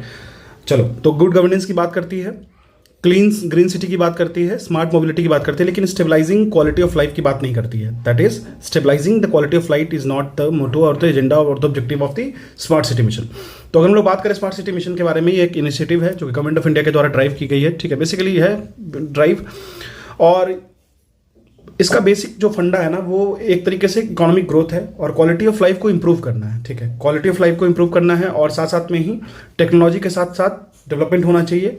एडिक्वेट जो कोर इंफ्रास्ट्रक्चर एलिमेंट है इस मिशन का, वो क्या क्या हो सकता है, adequate water supply, assured electricity supply, sanitation including solid waste management, efficient urban mobility and public transport. देखो अर्बन मोबिलिटी की भी बात होती है, ये ध्यान रखिएगा, अदरवाइज नहीं तो ये गलती होने का चांस ज़्यादा रहता है। Affordable housing specially for poor, robust IT connectivity and digitisation, good governance specially e governance and people's participation, sustainable development is the key factor, safety and security of citizens particularly women, children and elderly is also the prime concern, health and education, ठीक है। ध्यान रखिएगा, governance भी है, इस बात का एकदम ध्यान रखिएगा, क्योंकि यहाँ पे क्या होता है कि दिमाग से उतर जाता है, गवर्नेंस पे लोग सोच नहीं पाते कि स्मार्ट सिटी मिशन किस तरीके से रिलेटेड होगा, लेकिन गुड गवर्नेंस भी उसका एक पार्ट है। अर्थ समिट कहाँ पे हुआ था, ये आपको हुआ था रियो डी जेनेरियो में, ये तो पता ही होगा, बहुत ही बेसिक क्वेश्चन है। पहला अर्थ समिट जो हुआ था यूनाइटेड नेशन कॉन्फ्रेंस का, वो किस चीज़ पे, ऑन सस्टेनेबल डेवलपमेंट पे, ये हेल्ड हुआ था आपको रियो डी जेनेरियो में। कब हुआ था, 1992 में। इसका डेट भी याद कर लीजिएगा, छोटे मोटे एग्जाम में आपको देखने को मिल सकता है या स्टेट पीसीएस में आपको क्लियरली देखने को मिलेगा। 2012 में United nation conference on sustainable development was also held in Rio and also commonly known as Rio Plus 20, क्योंकि देखो Rio Plus 20 कैसे हुआ, रियो हुआ 1992 में, 1992 के बाद 20 साल के बाद 2012 में हुआ, तो 2012 में जो हुआ उसको Rio Plus 20 कह दिया गया, ठीक है। समझ गए होंगे, रियो हुआ आपको, ठीक है, रियो हुआ 1992 में, ठीक है। उसके बाद इसमें प्लस 20 कर लो तो रियो प्लस 20 हो गया, ये आपको हो गया 2012 में। क्लियर है, ध्यान रखिएगा, रियो प्लस 20 भी पूछता है। अब कह रहा है what was the title of Rio 20 declaration. Rio plus 20 declaration का क्या टाइटल था, तो फ्यूचर वी वांट, ठीक है। दो United nation conference sustainable development, आपको मैंने ऑलरेडी बताया है कि जिसको हम लोग रियो 2012 या फिर रियो 20 अर्थ समिट कहते हैं, अर्थ समिट 2012, इसका third international conference on sustainable development हुआ था ब्राजील के रियो डी जेनेरियो शहर में। जो प्राइमरी रिजल्ट था कॉन्फ्रेंस का, वो नॉन बाइंडिंग डॉक्यूमेंट था। नॉन बाइंडिंग कहने का मतलब कि you are not been forced, और आपको फोर्स नहीं किया जा रहा है, यू शुड ज्वाइन दिस। तो इसका टाइटल रखा गया था द फ्यूचर वी वांट, तो ये इंपॉर्टेंट है, इसको आप स्किप नहीं कर सकते हो। तो द फ्यूचर वी वांट एक 49 पेज का एक्शन प्लान था। पहला अर्थ समिट कहाँ हुआ था, रियो डी जेनेरियो में, ठीक है। International conference held in Rio de Janeiro it was a United nation conference on sustainable development. What is the thin layer of gases around the earth called? Thin layer of gases around the earth, ये हमारा atmosphere है, हमारा प्यारा atmosphere, जिसके कारण आप exist कर पा रहे हैं। तो थिन लेयर है गैसेस अराउंड का अर्थ का, उसको हम लोग एटमॉस्फेयर कहते हैं, जो majority of the earth atmosphere है वो कंसिस्ट होता है हाई अमाउंट ऑफ नाइट्रोजन, लगभग कितना होता है 78%, along with smaller amount of oxygen and CO2। आप मुझे बताना ऑक्सीजन और CO2 कितना होता है, ठीक है। एयर क्या है, एयर तो सबको बता सकते हैं, एयर इज मिक्सचर, क्योंकि ये सस्पेंडेड पार्टिकल्स का भी इसमें बहुत सारे हैं और बहुत सारे मिक्स्ड गैसेस भी हैं इसमें, ठीक है। जिसमें अगर हम लोग बाय वॉल्यूम बात करें तो लगभग 78% आपको मिल जाएंगे नाइट्रोजन के, फिर आपको 21% ऑक्सीजन के। CO2 अगर देखोगे, CO2 का भी कुछ परसेंटेज है, तो ध्यान रखिएगा परसेंटेज ऑफ नाइट्रोजन जो है अगर देखा जाए तो 78% of the entire gases volume है। और फिर साथ साथ में अगर हम ऑक्सीजन की बात कर ले तो ये क्वेश्चन काफ़ी आसान हो गया। 78% आपको मिक्सचर नाइट्रोजन का है, 21% ऑक्सीजन है, CO2, argon, methane, ozone and water vapour आपको देखने को मिलेगा। तो परसेंटेज ऑफ नाइट्रोजन पूछ रहा है तो बहुत इजी क्वेश्चन हो गया, ठीक है। ये टेबल ध्यान रखिएगा, 78% तो होता ही है, ये टेबल ध्यान रखिएगा, ठीक है, कि नाइट्रोजन हो गया 78.08%, ऑक्सीजन इज 20.95, इसको 21% भी कह सकते हो आप, आर्गन इज 0.93%, इसको 1% के आसपास कह सकते हो, CO2 is 0.036%, very very important, ठीक है। नियन, आर्गन, हीलियम, क्रिप्टन, जेनॉन और हाइड्रोजन नहीं भी याद रहे चलेगा, लेकिन एक बार देख लो CO2 0.036%, मतलब ये चारों तो बहुत ही ज़्यादा VVI है।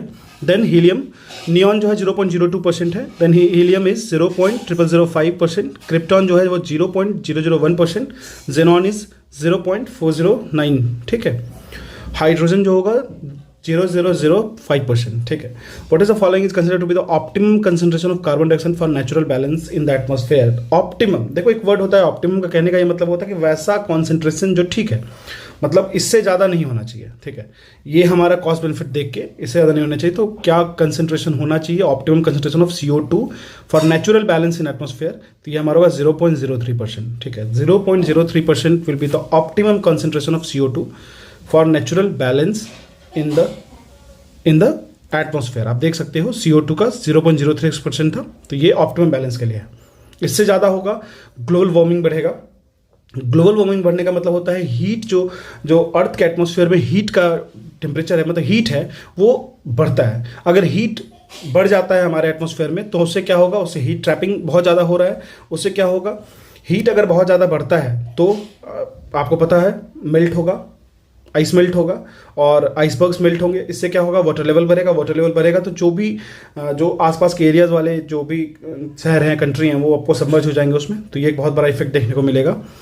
37 कह रहा है which of the following noble gas not present in the air, तो आपको पता है हीलियम प्रेजेंट है, आर्गन प्रेजेंट है, नियन प्रेजेंट है, बट रेडॉन नहीं है, ठीक है। रेडॉन जो नोबल गैस है वो नहीं प्रेजेंट है, ठीक है।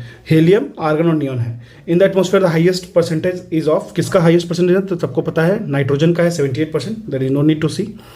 The highest percentage of gases in the air is, तो हाईएस्ट परसेंटेज ऑफ गैस किसका है तो नाइट्रोजन का है। If all the plants and trees vanishes from the earth, सारे के सारे प्लांट्स और ट्रीज वैनिश हो जाते हैं, the gas which will decrease, तो कौन सा गैस डिक्रीज हो जाएगा, ऑब्वियस है ऑक्सीजन डिक्रीज हो जाएगा। देखो हमें जो है ना ऑक्सीजन सर्वाइवल के लिए चाहिए और हम लोग ऑक्सीजन के लिए ट्रीज पे डिपेंड। तो क्वेश्चन तो बड़ा इंटरेस्टिंग है, कह रहा है कि अगर सारा का सारा प्लांट और ट्री जो है वैनिश हो जाए अर्थ से तो गैसेस जो है वो क्या डिक्रीज हो जाएंगे। तो देखो ऑब्वियस बात है ऑक्सीजन डिक्रीज हो जाएगा। हमें ऑक्सीजन चाहिए सर्वाइवल के लिए, हम लोग ट्रीज पे डिपेंड करते हैं कि हमें वो ऑक्सीजन प्रोवाइड करे। तो ऑक्सीजन प्रोवाइड कौन करता है, ट्रीज करता है। CO2 लेता कौन है, ट्रीज करता है, ठीक है। तो वो अपने फूड के लिए ट्री जो है वो एक प्रोसेस से गुजरता है, इसको कहते हैं हम लोग फोटोसिंथेसिस, ठीक है। आप मुझे बताना कमेंट सेक्शन में फोटोसिंथेसिस जो प्रोसेस होता है उसमें कितनी ATP एनर्जी रिलीज होती है। ATP की फुल फॉर्म भी बता देना, ATP एनर्जी कितनी रिलीज होती है भी बता देना, ठीक है। और CO2 लेते हैं, कार्बन डाइऑक्साइड लेते हैं फ्रॉम द एयर और रिलीज करते हैं ऑक्सीजन को हम लोग के लिए, ठीक है ना। तो हमारा ऑप्शन डी हो जाएगा, जो वो रिलीज करते हैं वो हो जाएगा ना। और साथ साथ में एक चीज़ और देखोगे आप, तो concentration of CO2 in the atmosphere भी बढ़ जाएगा, क्योंकि ट्री जो है CO2 ले रही है तो CO2 बैलेंस हो रहा है, CO2 भी बढ़ जाएगा। लेकिन for the more precise question ने पूछा है कि डिक्रीज क्या कर जाएगा, तो ऑक्सीजन है, इंक्रीज क्या कर जाएगा, CO2 है, ठीक है। ध्यान रखिए क्वेश्चन इस तरीके से फ्रेम किया जा सकता है। Which of the following is not a function of trees, function of trees क्या नहीं है, एब्जॉर्प्शन ऑफ CO2, जबरदस्त, ये अगर ना हो तो फिर तो हम लोग बर्बाद है। इसलिए तो कहते हैं कार्बन को वो सिंक करता है, कार्बन को लेता है, CO2 को लेता है। अगर CO2 को वो ले रहा है तो आपके एटमॉस्फेयर में CO2 बैलेंस हो रहा है। Optimal possible level of CO2 is maintained by the trees. तो अगर आप ट्रीज कट कर रहे हो तो आप सोच लो CO2 के कंसेंट्रेशन को हमारे एटमॉस्फेयर में बढ़ा रहे हो। CO2 के कंसेंट्रेशन के बढ़ने की वजह से विच इन टर्न्स CO2 तो बढ़ ही रहा है, O2 घटेगा, ऑक्सीजन लेवल घटेगा। CO2 अगर बढ़ता है, CO2 बढ़ेगा तो हीट ट्रैप ज़्यादा हो जाएगा, क्योंकि ये ग्लोबल ग्रीन हाउस गैसेस में आ जाएगा। फिर ग्रीन हाउस गैसेस की वजह से क्या होगा, टेरेस्ट्रियल हीट बढ़ जाएगा, हीट बढ़ जाएगा और क्या होगा, और दिक्कतें आएंगी। तो देखो ट्रीज ना, अगर बहुत सारे लोग होंगे जो एब्जॉर्प्शन ऑफ नॉइज को टिक करके चले जाओगे, लेकिन याद रखना एक आपको पता होगा एक कंसेप्ट आया था ग्रीन मफलर का, ग्रीन मफलर। इसमें क्या हुआ था कि जो भी वैसे रोड होते हैं जहाँ पे अर्बन सिटी का कंसेप्ट है ये, तो बेसिकली रोड्स होते हैं तो वहाँ के आसपास ट्रीज़ लगाने की बात की गई थी। उससे क्या होता था ना, जो साउंड की डेसिबल होती थी वो उसमें बहुत सारा डिक्रीज देखा गया था, क्योंकि जो ट्रीज़ होते हैं वो साउंड को एब्जॉर्ब कर लेते थे और आसपास में अर्बन सिटी प्लानिंग में ये काफ़ी सपोर्ट करता था। तो एब्जॉर्प्शन ऑफ नॉइज तो इसका पार्ट होगा ही होगा, ये तो फंक्शन होता ही होता है, दोनों सही है। एयर पॉल्यूशन, ऑक्सीजन तो रिलीज करती है, ठीक है, एयर पॉल्यूशन कैसे देगी भाई, ये हमारा आंसर हो जाएगा, ठीक है, तो बाद में सोचना नहीं है। अच्छा एक चीज़ और सोच लो कि कह रहा है कि sound pollution by reducing the intensity of sound bye 10 to 15 decibel. सोच लो आप, अगर हम लोग एयर पॉल्यूशन, अगर हम लोग नॉइज की बात करते हैं तो ट्रीज जो है ना वो 10 से 15 डेसिबल साउंड को कम करता है। आप सोच लो कितना ज़्यादा इफेक्टिवनेस है, ठीक है। अब कह रहा है question number 42, consider the following statement, photosynthesis, respiration, decaying of organic matter and volcanic action, ठीक है। इसमें कह रहा है विच ऑफ द फॉलोइंग जो ऐड करता है CO2, ठीक है। देखो आप थोड़ा सा शॉक्ड हो गए, लेकिन ये बहुत ही इंपॉर्टेंट क्वेश्चन है। वॉल्केनिक इरप्शन, वॉल्केनिक एक्शन में सबसे ज़्यादा CO2, सबसे ज़्यादा कहो या ना कहो, maximum level of CO2 volcanic eruption की वजह से भी होता है, ठीक है, तो ये याद रखिएगा। तो हमारा 4 तो श्योर आंसर में होगा, तो ये हमारा डिस्कार्ड हो गया, ठीक है। तो वॉल्केनिक इरप्शन तो होगा ही होगा। उसके साथ साथ अगर हम लोग देखते हैं तो decay of organic matter will also contribute in carbon dioxide and then respiration भी कंट्रीब्यूट करती है 2, 3, 4 हो जाएगा। फोटोसिंथेसिस जो है वो कंट्रीब्यूट नहीं करती है, तो हमारा आंसर सी हो जाएगा, ठीक है। देखो 2 बार IAS सिविल सर्विस एग्जामिनेशन में पूछा गया है, 2014 में, 2011 में। 11 में पूछा गया, PYQ लगा के जाते हैं, 2014 में इजली इसको करके आते हैं, समझ रहे हो। तो सीधी सी बात है, जो डीके होता है ऑर्गेनिक मैटर का, वॉल्केनिक एक्शन से होता है, रेस्पिरेशन से होता है, किसी फॉसिल फ्यूल के बर्निंग से होता है, ये सारी चीज़ें CO2 में कंट्रीब्यूट करती हैं, कार्बन साइकिल में कंट्रीब्यूट करती है। जबकि प्लांट जो होता है वो CO2 को यूज़ करती है in the process of photosynthesis. So plant जो है वो ऐड नहीं करता CO2 को, कार्बन साइकिल जो रिलीज करता है, जो O2 उसको कंज्यूम करता है, मतलब कंज्यूम करता है CO2 को, आपको पता होगा, रिलीज करता है O2। 3 नेचुरल एलोट्रोप हैं एलिमेंटल कार्बन के, फ्लोरेंस कहते हैं, ग्रेफाइट कहते हैं और डायमंड कहते हैं। आप मुझे कमेंट सेक्शन में बताना, जो डायमंड होता है ना, डायमंड का एक चीज़ मुझे बताना कमेंट सेक्शन में कि क्या ये good conductor of heat and electricity है कि नहीं है। अगर गुड कंडक्टर ऑफ हीट या इलेक्ट्रिसिटी है तो किसमें कंडक्ट अच्छे से करता है, किसमें नहीं करता है, ठीक है। Which of the following does not add the CO2 carbon dioxide to carbon cycle on the planet earth. तो कौन नहीं करता है, तो ऑब्वियस बात है रेस्पिरेशन करता है, डीके ऑफ ऑर्गेनिक मैटर करता है, वॉल्केनिक। देखो यूपी पीसीएस वाले क्या किए, 11 में पूछा सिविल सर्विसेज, यूपी पीसीएस वाले डायरेक्टली कॉपी कर दिए, ठीक है। तो फोटोसिंथेसिस नहीं करता है। चलिए, the concept of weathering related to, weathering किससे से रिलेटेड है, तो बेसिकली ये एक नेचुरल प्रोसेस है जिससे हमें क्या होता है, डिकम्पोजिशन ऑफ रॉक्स होता है। वेदरिंग प्रोसेस से ही सॉइल बनता है, वेदरिंग से बहुत सारा डिसइंटीग्रेशन होता है। वेदरिंग को अगर हम लोग डिफाइन करें तो एक मैकेनिकल डिसइंटीग्रेशन है एंड केमिकल डिकम्पोजिशन है रॉक्स का। बहुत सारे एक्शन से वेरियस एलिमेंट्स होते हैं जिसमें वेदर एंड क्लाइमेट का प्रोमिनेंट पार्ट है। वेदरिंग प्रोसेस जो होता है वो कंटिन्यू किया जाता है many complex geological, climate, topographical, vegetative factor की वजह से, ठीक है, कुछ नहीं है, बहुत आसान चीज़ है। The headquarter of world meteorological organisation, world की मेट्रोलॉजिकल ऑर्गेनाइजेशन कहाँ पे लोकेटेड, हेडक्वार्टर जेनेवा में है। इंडिया की बात करें तो दिल्ली में है, ठीक है। इंडियन मेट्रोलॉजिकल ऑर्गेनाइजेशन जो है वो दिल्ली में है। वर्ल्ड मेट्रोलॉजिकल ऑर्गेनाइजेशन की बात करें, वो प्रोवाइड करती है एक framework for international cooperation and development of metrology in the operation hydrology and the practical application. बिल्कुल सा बात है, इसमें कुछ रीड करने की जरूरत नहीं है। चलिए, हाँ एक चीज़ जान लो कि जो इंटरनेशनल मेट्रोलॉजिकल ऑर्गेनाइजेशन है उसको फाउंड किया था 1873 में। बेसिकली इसमें इसका ये काम फैसिलिटी देना था कि जो एक्सचेंज करेगी weather information across the globe, ठीक है, across national borders, across the globe, ठीक है। बाद में ये जैसे WMO जो है वो स्पेशलाइज एजेंसी बन जाती है यूनाइटेड नेशन की 17 मार्च 1951 को। ये UN की स्पेशलाइज बॉडी बन जाती है, ठीक है। और वर्ल्ड मेट्रोलॉजिकल कन्वेंशन जो हुआ था वो इंप्लीमेंट किया गया था 23 मार्च 1950 को। इसकी हेडक्वार्टर जो है वो जेनेवा, स्विट्जरलैंड में। Headquarter of United Nation environmental programme is located at, ये कहाँ पे, नायरोबी में है। नायरोबी कहाँ पे, केन्या में, ठीक है। यूनाइटेड नेशन एनवायरमेंटल प्रोग्राम जिसको स्टेब्लिश किया गया था 1972 में, ठीक है, ध्यान रखिएगा। 1972 में इसकी हेडक्वार्टर जो नायरोबी में है। चलिए, और इसके जो एग्जीक्यूटिव डायरेक्टर है उसका रिसेंट का याद कर लीजिएगा, ये पहले का है तो बात। Where is the headquarter of United Nation environmental programme, तो इसकी कहाँ पे, नायरोबी में है। Where was the fourth session of United Nation environmental programme, UNEA environmental assembly बोल रहा है, कहाँ पे हुआ था, तो ये रिसेंट की बात है, तो ये करंट अफेयर का क्वेश्चन हो जाता है, तो इसको आप अभी तरीके से नहीं देख सकते हो, ठीक है, इसको अभी नहीं देखोगे तो चलेगा। लेकिन हाँ, कुछ कुछ चीज़ें इंपॉर्टेंट होती है। UNEA4 की जान लेते हैं, तो ये आपको नैरोबी केनिया में हुआ था। चौथा सेशन जो यूनाइटेड नेशन इन्वायरमेंटल असेंबली का हुआ, वो आपको 2019 में हुआ था, उसको जानने की जरूरत नहीं है। थीम क्या था, innovative solution of environmental challenge and sustainable consumption. देखो ऐसा क्वेश्चन आता है ना, करंट से अपडेट कर लिया करो, ठीक है। EPA stand for environmental protection agency, environmental pollution agency, environmental prohibition agency, या नन ऑफ द अबव। तो ये तो बहुत आसान क्वेश्चन हो जाएगा। EPA stand for environmental protection agency, सबको पता है, ठीक है।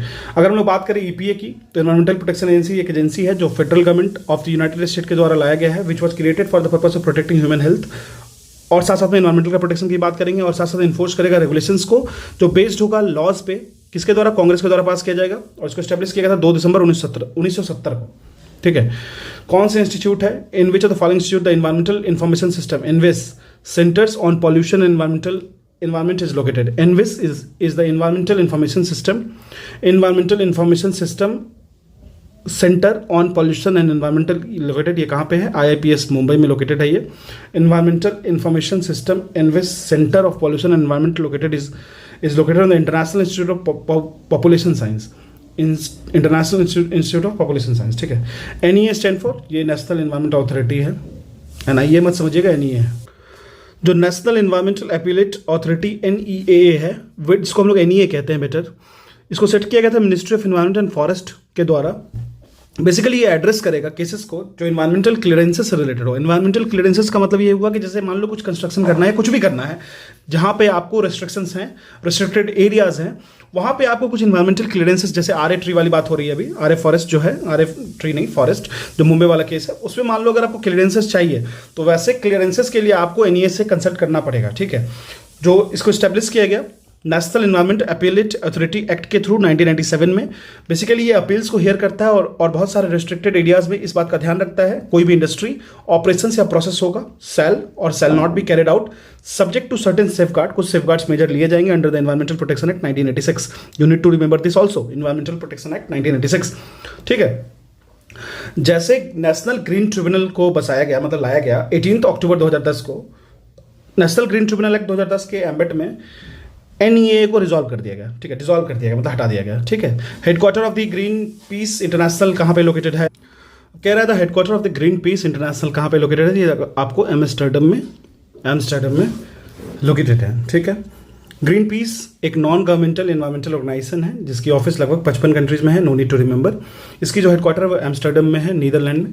ग्रीन पीस स्टेट का गोल क्या है, उसका गोल है, सिंपल सी बात है, ensure the ability of the earth to nurture life in all its diversity, not so important but you need to know, ठीक है। इको मार्क बहुत इंपॉर्टेंट है, इको मार्क हो गया, ट्रेडमार्क हो गया, पेटेंट हो गया, ठीक है, सब ध्यान रखना होता है। Eco mark is given to an Indian product which is environmental friendly, ecologically friendly, ठीक है, इन्वायरमेंटल फ्रेंडली चीज़ों को देते हैं इको मार्क का। इको मार्क एक सर्टिफिकेशन मार्क है, इशू किया जाता है ब्यूरो ऑफ बिस के द्वारा, ब्यूरो ऑफ इंडियन स्टैंडर्ड के द्वारा, याद रखिएगा, बहुत इंपॉर्टेंट है। बेसिकली ये जो बिस है, वो जो ब्यूरो ऑफ इंडियन स्टैंडर्ड है, वो national standards of organisation of India है। ये उन वैसे प्रोडक्ट्स को दिया जाता है, कन्फ्रंट किया जाता है, जो कि स्टैंडर्ड सेट करते हैं, वो इंश्योर करते हैं कि उनका जो भी प्रोडक्ट का चीज़ होगा, जो भी प्रोडक्ट का कवरिंग होगा या कुछ भी होगा, वो लिस्ट इंपैक्ट करेगा हमारे इकोसिस्टम को। ये जो मार्किंग स्कीम है वो 1991 में शुरू हुआ है, हालांकि इंडिया में बहुत ज़्यादा इफेक्टिव नहीं है, टू बी वेरी फ्रैंक, ठीक है। To level environmental friendly consumer product the government has issued क्या किया है, इको मार्क, ठीक है, ecological mark. Eco mark scheme जो है वो इंस्टीट्यूट किया गया था गवर्नमेंट ऑफ इंडिया के द्वारा, एनवायरमेंटल फ्रेंडली प्रोडक्ट्स को मार्क किया जाता है। ये जो स्कीम है उसको ब्यूरो ऑफ इंडियन स्टैंडर्ड के एम्बेट में लाया जाता है, आपको पता होगा। बहुत सारी चीज़ें ऐसी हैं, ये आपको बहुत ही इंपॉर्टेंटली ये चीज़ ध्यान में देना होगा कि जो स्कीम है वो कवर करता है वैसे प्रोडक्ट्स को जिसमें कैटेगरीज होते हैं, जैसे सोप एंड डिटर्जेंट हो गया, फूड आइटम्स हो गया, लुब्रिकेटिंग ऑयल्स हो गए, पैकेजिंग या पैकिंग मटेरियल्स हो गए, आर्किटेक्चरल पेंट्स हो गए, पाउडर कोटिंग्स हो गए, batteries, electric and electronic goods हो गए, फूड एडिटिव हो गए, वुड सब्सटीट्यूट हो गए, कॉस्मेटिक्स हो गए, एरोसॉल्स हो गए, प्रोपेलेंट हो गए, प्लास्टिक प्रोडक्ट्स हो गए, टेक्सटाइल के हो गए, फायर एक्सटिंग्विशर, लेदर हो गए, ठीक है, कॉयर प्रोडक्ट भी हो गए। क्लियर है? According to sustainable development goals, India index 2019, no need to know, recently release. देखो नीति आयोग का रिपोर्ट आता है, national institute for transforming India, एक ब्रेन है ये हमारे, कह सकते हो नेशनल इंडियन इकोसिस्टम का, आप समझ सकते हो। तो इसमें SDGs के थ्रू, अब ये तो मल्टी डायमेंशनल ये भी लाती है, मल्टी डायमेंशनल पॉवर्टी इंडेक्स को भी ये लाता है। तो आपको ये जो भी इंडेक्स और रिपोर्ट्स निकालती है नीति आयोग, उसको आपको ध्यान रखना है। कमेंट सेक्शन में मुझे बताना नीति आयोग जो है उसको हेड कौन करता है, उसके मेंबर्स कितने होते हैं और कौन कौन से मेंबर हैं, ये कमेंट सेक्शन में जरूर बताना, ठीक है। तो उस वक्त तो केरल किया था, लेकिन अभी का कोई जरूरत नहीं है। ये करंट अफेयर का क्वेश्चन है, तो उसको आप स्किप कर सकते हो, ठीक है। नीति आयोग इंडेक्स, ये ध्यान रखिएगा। विच of the following state is not in the list of top 5 state of sustainable development goals. तो SDGs, ठीक है, सस्टेनेबल डेवलपमेंट गोल्स का जो इंडेक्स आता है, SDI इंडेक्स जो होता है, वो सब देख लीजिएगा, ठीक है। ये सब आपको देखने को मिलेगा करंट अफेयर्स में। Sustainable agriculture means, sustainability in agriculture मतलब क्या होगा, आप लैंड को यूटिलाइज करो इस तरीके से कि उसकी क्वालिटी जो हो वो इंटैक्ट हो जाए। आप इतना ज़्यादा पेस्टिसाइड दे रहे हो, इतनी ज़्यादा, मतलब आप उससे ओवर प्रोडक्शन कर रहे हो, रेकलेस यूज कर रहे हो, गैप नहीं दे रहे हो, डिफरेंट कॉम्बिनेशंस को यूज नहीं कर रहे हो लैंड पे। जैसे मान लो आपको MSP मिल रहा है राइस पे, तो आप राइस अंधाधुंध कर रहे हो, मतलब बहुत ज़्यादा MSP मिल रहा है ठीक है, तो आप राइस को सिर्फ राइस ही उगा रहे हो। तो इससे क्या होता है, लैंड की ना अपनी कैपेसिटी, पोटेंशियल जो होती है लैंड की, वो खत्म होती है, लैंड की जो कंटेंट होती है वो खत्म होती है, ठीक है। सस्टेनेबल एग्रीकल्चर बेसिकली फूड के प्रोडक्शन में बात करेंगे, फाइबर की बात करेंगे और प्लांट्स की बात करेंगे, ठीक है। वैसे एनिमल प्रोडक्ट्स की बात कर सकते हैं, जहाँ पे फार्मिंग टेक्निक्स यूज होता है, जो इन्वायरमेंट को प्रोटेक्ट करता है, पब्लिक हेल्थ को देखता है, human communities and animal welfare के बारे में सोचता है, ठीक है।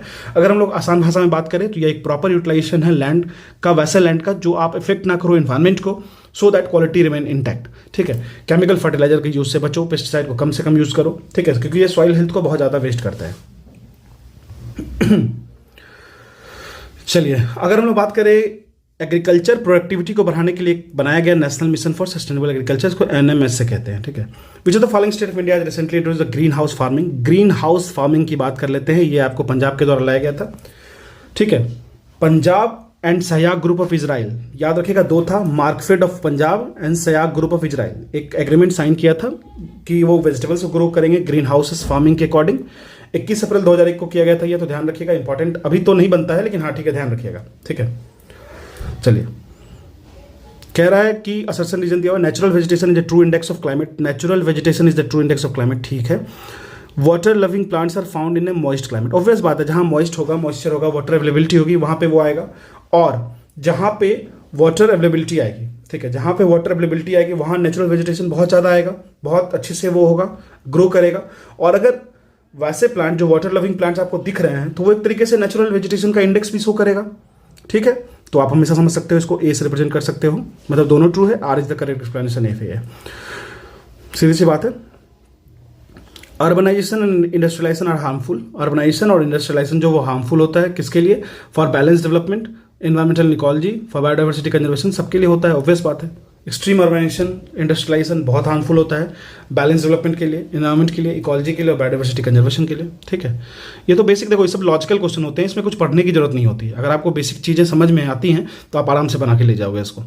अब चलते हैं हम लोग हाई लेवल क्वेश्चन। पता नहीं हाई लेवल क्वेश्चन क्या होता है, लेकिन देखते हैं। IAS प्रीलिम्स 2012 में पूछा गया क्वेश्चन है, कह रहा है the national green tribunal NGT 2010 was enacted in consonance with which of the following provision of the constitution of India. कौन से कॉन्स्टिट्यूशन ऑफ इंडिया के कॉन्सोनेंस में लाया गया था, एम्बिट में लाया गया था। Right to a healthy environment constructed as a part of right to life under article 41। Obviously बात है, देखो आप सुनते होगे ना, दिल्ली में जब पॉल्यूशन बहुत बढ़ जाता है, सुप्रीम कोर्ट बहुत ज़्यादा दिल्ली गवर्नमेंट को डांट सुनाती है, बोलती है यार तुम राइट टू लाइफ से खिलवाड़ कर रहे हो, फंडामेंटल राइट से खिलवाड़ कर रहे हो, लोगों की फंडामेंटल राइट की कभी तुम्हें फिक्र नहीं है, ठीक है। तो ये भी बात होगा, ये तो हमारा बिल्कुल करेक्ट हो, ठीक है। अब कह रहा है provision of grant for raising the level of administration in the schedule areas for welfare schedule tribe act article 275(1). Powers and function of gram sabha is mention under article 243। तो ये ग्राम सभा का क्या रिलेटेड होगा NGT से, ऐसा तो कुछ है नहीं। Power and function of gram sabha is mention under article 243 है। देखो सीधी सी बात कर लेते हैं हम लोग, NGT के बारे में समझ लेते हैं अच्छे से। NGT जो है वो एस्टेब्लिश किया गया था 18 अक्टूबर 2010 को under the national green tribunal act 2010। इसकी जो इफेक्टिवनेस और एक्सपेंडिशियस डिस्पोजल है, जो केसेस हैं इससे इन्वायरमेंट से रिलेटेड, उसके बारे में बात करेगी। For the protection and conservation of forest, basically ये right and healthy environment provide करने की भी बात करती है, ठीक है। इसको लाया गया था किस एम्बिट में, तो right to life under article 21, ठीक है। आप मुझे कमेंट सेक्शन में बताना आर्टिकल 39A आर्टिकल 39B क्या कहता है, ठीक है।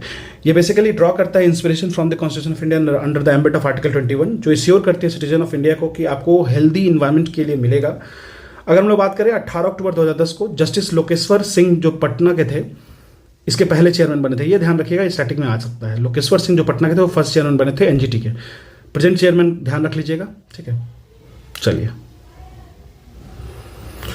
कह रहा है NGT was establish by the government of India in, obvious है 2010 में हुए थे, ठीक है। Author of green development is, green development के जो ऑथर हैं वो आपको WH एडम्स हैं, ठीक है। आप मुझे बताइएगा विटकर जी क्या है। विलियम, देखो यूपीपीसीएस में ऐसे क्वेश्चन पूछते हैं, नाम हो गया या फिर कोई डेज हो गया, डेट हो गया, तो इसके स्टैटिक पोर्शन आपको काफ़ी ज़्यादा कोर करके रखना पड़ेगा। विलियम एम एडम्स जो है वो ऑथर है बुक ग्रीन डेवलपमेंट के, इन्वायरमेंटल एंड सस्टेनेबिलिटी के फॉर द डेवलपिंग वर्ल्ड। इसकी पहली एडिशन पब्लिश हुई थी 1990 में, जो कि आपको जरूरत नहीं है समझने की। रियो प्लस 20 क्या है भाई, ये तो आसान है। यूनाइटेड नेशन कॉन्फ्रेंस का एक सस्टेनेबिलिटी डेवलपमेंट पे बात की गई थी रियो प्लस 20 में। पहला आया था रियो अर्थ समिट जो आया था 1992 में, फिर आया आपको 2012 में। तो यह एक यूनाइटेड नेशन का कॉन्फ्रेंस है सस्टेनेबल डेवलपमेंट पे। मिनिस्ट्रियल मीटिंग है नहीं WTO का, conference inter governmental plan climate change पे है नहीं। Member countries on convention of biological diversity, आप मुझे बताना क्लाइमेट चेंज पे कौन सा कॉन्फ्रेंस रखा गया था, ठीक है। जैसे मैं ओजोन लेयर की बात करूँ तो वियना कन्वेंशन है, ठीक है। इसी तरीके से मॉन्ट्रियल है, बहुत सारा प्रोटोकॉल है, ठीक है। बहुत सारे कन्वेंशन भी है, आप बताइएगा मुझे, ठीक है। इसको बार बार रीड करके फायदा नहीं है। तो एक क्वेश्चन कह रहा है कि in which year 1997 the world environmental conference organise. तो 1997 में जो हुआ था वर्ल्ड इन्वायरमेंटल कॉन्फ्रेंस, ये हुआ था कोयोटो प्रोटोकॉल, ठीक, कोयोटो में हुआ था। कोयोटो इज इन जापान, ठीक है। तो 1997 में वर्ल्ड इन्वायरमेंटल कॉन्फ्रेंस को हेल्ड किया गया था कोयोटो जापान में। Kyoto protocol to the United Nation framework convention on climate change, याद रखिएगा कोयोटो प्रोटोकॉल जो UNFCCC की बात करती थी, यहाँ पे इस कॉन्फ्रेंस में अडॉप्ट किया गया कि चेंज मतलब UNFCCC जो United Nation framework convention on climate change है, इसको अडॉप्ट किया गया था इसी कॉन्फ्रेंस में, जो एग्जिस्टेंस में आता है 16 फरवरी 2005 को। तो ये आपको डेट याद नहीं रखना, लेकिन याद रखना है कोयोटो प्रोटोकॉल से क्या रिलेटेड है, UNFCCC रिलेटेड है। कोयोटो प्रोटोकॉल से UNFCCC रिलेटेड है। अर्थ समिट प्लस 5 वॉज हेल्ड, कहाँ पे हुआ था 1997 में। 1992 में 100 से ज़्यादा हेड मिलते हैं स्टेट के रियो डी जेनेरियो शहर में, ब्राजील में, पहली बार इंटरनेशनल अर्थ समिट के लिए। ये जो समिट है वो कवर करता है address of urgent problem of environmental protection and social economic development. Basically यहाँ पे जो लीडर्स आते हैं मिलते हैं, वो एक कन्वेंशन साइन करते हैं climate change on convention on biodiversity पे, जो इंडोर्स करती है रियो डिक्लेरेशन और the forest principle adopted agenda 21। याद रखेगा एजेंडा 21 भी ध्यान रखना है। बेसिकली एजेंडा 21 जो था वो अचीव करना था सस्टेनेबल डेवलपमेंट को 21st सेंचुरी के लिए, दैट इज हमें सस्टेनेबल डेवलपमेंट को अचीव करना था 21st सेंचुरी के केस में। तो कमीशन था सस्टेनेबल डेवलपमेंट पे, CSD पे, वो क्रिएट किया गया। क्रिएट किस लिए किया गया, तो वो किस लिए क्रिएट किया गया था कि वो मॉनिटर करेगा, रेगुलेट करेगा, साथ साथ में ही रिपोर्ट बनाएगा on implementation of the earth summit agreement पे, ठीक है ना। यह एग्री किया गया कि 5 साल रिवाइव होगा अर्थ समिट का प्रोग्रेस का, जिसको बनाया गया 1997 में by the United nation general assembly meeting, UNGA के मीटिंग में इसको एक स्पेशल सेशन में लाया गया था। इसके according special session of UNGA जो था वो हेल्ड किया गया था जून 1997 में न्यूयॉर्क में, ठीक है ना। बेसिकली इसमें इसी तरीके की बात करेंगे, जो मीटिंग था जिसको हम लोग अर्थ समिट प्लस 5 कहते हैं। नोटेबली रियो प्लस 10 समिट जो था वो जोहान्सबर्ग में होता है 2002 में, और रियो प्लस 20 जो होल्ड होता है वो रियो डी जेनेरियो 2012 में होता है, ठीक है। रियो वाले पे खास ध्यान रखिएगा, इन्वायरमेंट का अगर क्वेश्चन पढ़ रहे हो, इन्वायरमेंट से रिलेटेड कुछ पढ़ रहे हो तो, ठीक है। अब कह रहा है consider the following statement, the sustainable development goals were first proposed in 1972 by a global think tank called club of Rome, ठीक है, क्लब ऑफ रोम। तो sustainable development goals have to be achieved by 2030। देखो ये तो सही है बिल्कुल, club of रोम के द्वारा नहीं किया गया था, आंसर हमारा हो जाएगा बी। लेकिन अब कैसे सही है वो देख लेते हैं। देखो सस्टेनेबल डेवलपमेंट गोल्स जो है वो पता ही आपको रियो प्लस 20 में लाया गया था, ठीक है। सस्टेनेबल डेवलपमेंट गोल्स को प्रपोज किया गया था 2012 में रियो प्लस 20 में। रियो कहाँ है, ब्राजील में, ठीक है। तो पहला तो बिल्कुल रॉन्ग हो गया। सस्टेनेबल डेवलपमेंट गोल्स जो है वो ऑफिशियली इसको हम लोग कहते हैं transforming our world, officially known as transforming our world 2030 जो एजेंडा है सस्टेनेबल डेवलपमेंट का, उसको सेट किया गया 17 एस्पिरेशनल ग्लोबल गोल्स लाया गया, जिसमें 169 टारगेट्स को रखा गया था, ठीक है। 17 सस्टेनेबल डेवलपमेंट गोल्स तो आपको पता ही होगा, मैंने इस पर एक वीडियो भी बनाया, आप उसको देख सकते हो, ठीक है। Who has propounded the concept of limits to growth. Limits to growth का कंसेप्ट जो है वो क्लब, देखो अब यहाँ पे है लिमिट्स टू ग्रोथ का कंसेप्ट लाया गया है क्लब ऑफ रोम के द्वारा, ठीक है, ना कि सस्टेनेबिलिटी के बारे में, ठीक है। हाँ, क्लब ऑफ रोम के बारे में लिमिट ऑफ ग्रोथ याद रखिएगा। अप्रैल 1968 में 30 लोग including scientist, educators, economist, humanist, industrialist and government officers मिलते हैं कहाँ पे, एकेडमिया डेई लिची इन रोम, जो जिसको कहा जाता है club of Rome. was born from this meeting on an informal organization. The concept of limit of growth was propounded by the Club of Rome. ठीक है, concept of limit of growth was propounded by the Club of Rome. ठीक है, चलिए question number 10 क्या कह रहा है? कह रहा है 2 असर्शन रीजन दे रखा है. There is a positive relation between human development index and, मतलब human development index and sustainable development goals जो है वो पॉजिटिवली रिलेटेड है. There is a positive relation between HDI and SDG ranking of Indian state. देखो बिल्कुल जो human development index है वो काफ़ी ज़्यादा पॉजिटिवली लिंक्ड है सस्टेनेबल डेवलपमेंट गोल्स से.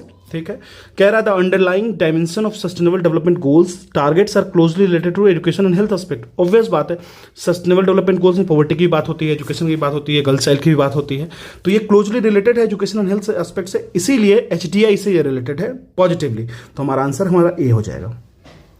ठीक है, देखिए अगर हम लोग बात करें अंडरलाइंग डायमेंशंस की सस्टेनेबल डेवलपमेंट गोल्स की, तो ये क्लोजली रिलेटेड है एजुकेशन से, हेल्थ से, साथ साथ में पॉजिटिव कोरिलेशन बिटवीन HDI जो है और SDG के साथ बनाती है. ठीक है, बेसिक सा चीज़ है.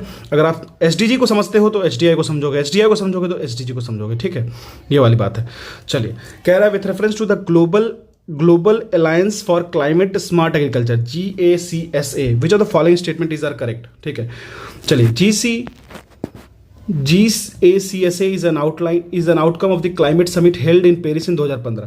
देखो बेसिकली अगर बात करें concept of climate smart agriculture जिसको CSA कहते हैं, ये ओरिजिनली डेवलप किया गया था फूड एंड एग्रीकल्चर ऑर्गेनाइजेशन के द्वारा 2010 में एक पेपर साइन हुआ था क्लाइमेट स्मार्ट एग्रीकल्चर जिसको CSA कहते हैं.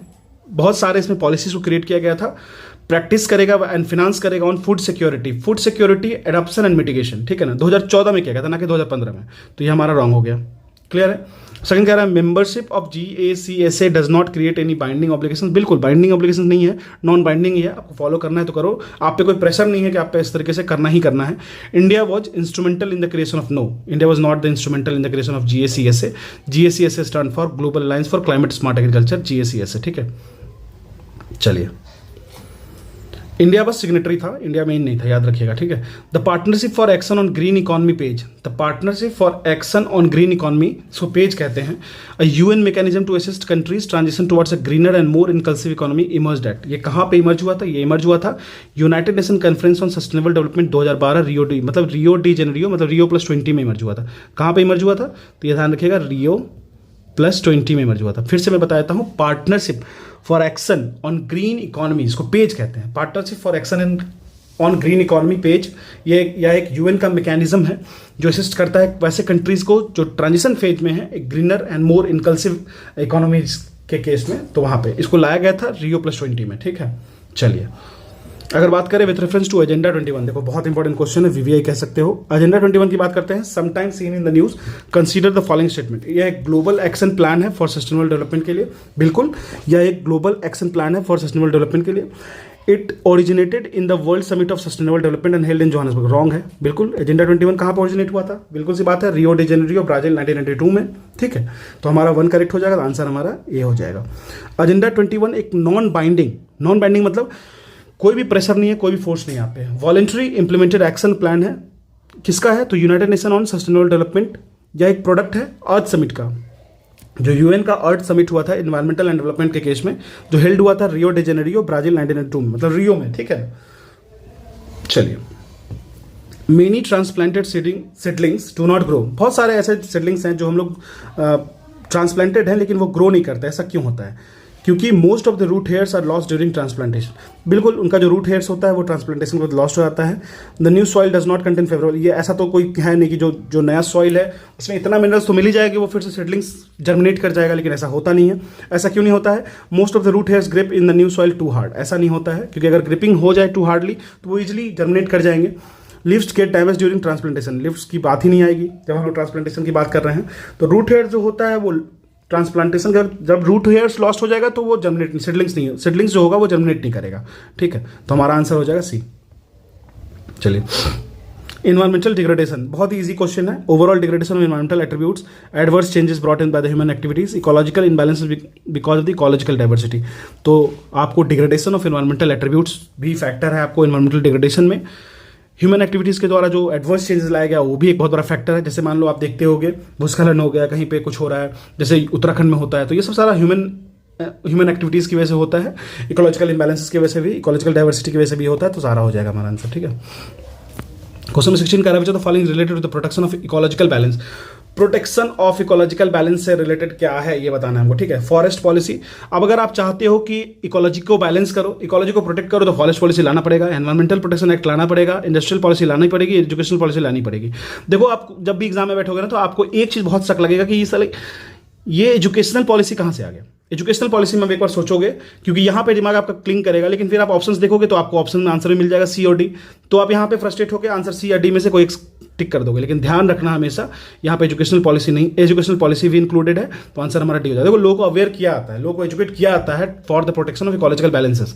ठीक है, protection of the ecological balances की बात करिए, डायरेक्टली रिलेटेड है आपको forest policy and environmental protection act 1986 के एम्बिट में, जबकि industrial policy and education policy जो है उसको भी इंक्लूड किया गया है एनवायरमेंटल अप्रोच की तरह। ठीक है ना, तो 4 पॉलिसीज को मेंशन किया गया था इसके कंसोलिडेशन में, और इस प्रोटेक्शन को इकोलॉजिकल बैलेंस के लिए इन चारों को ऐड किया गया है। तो ये चारों फैक्टर याद रखिएगा।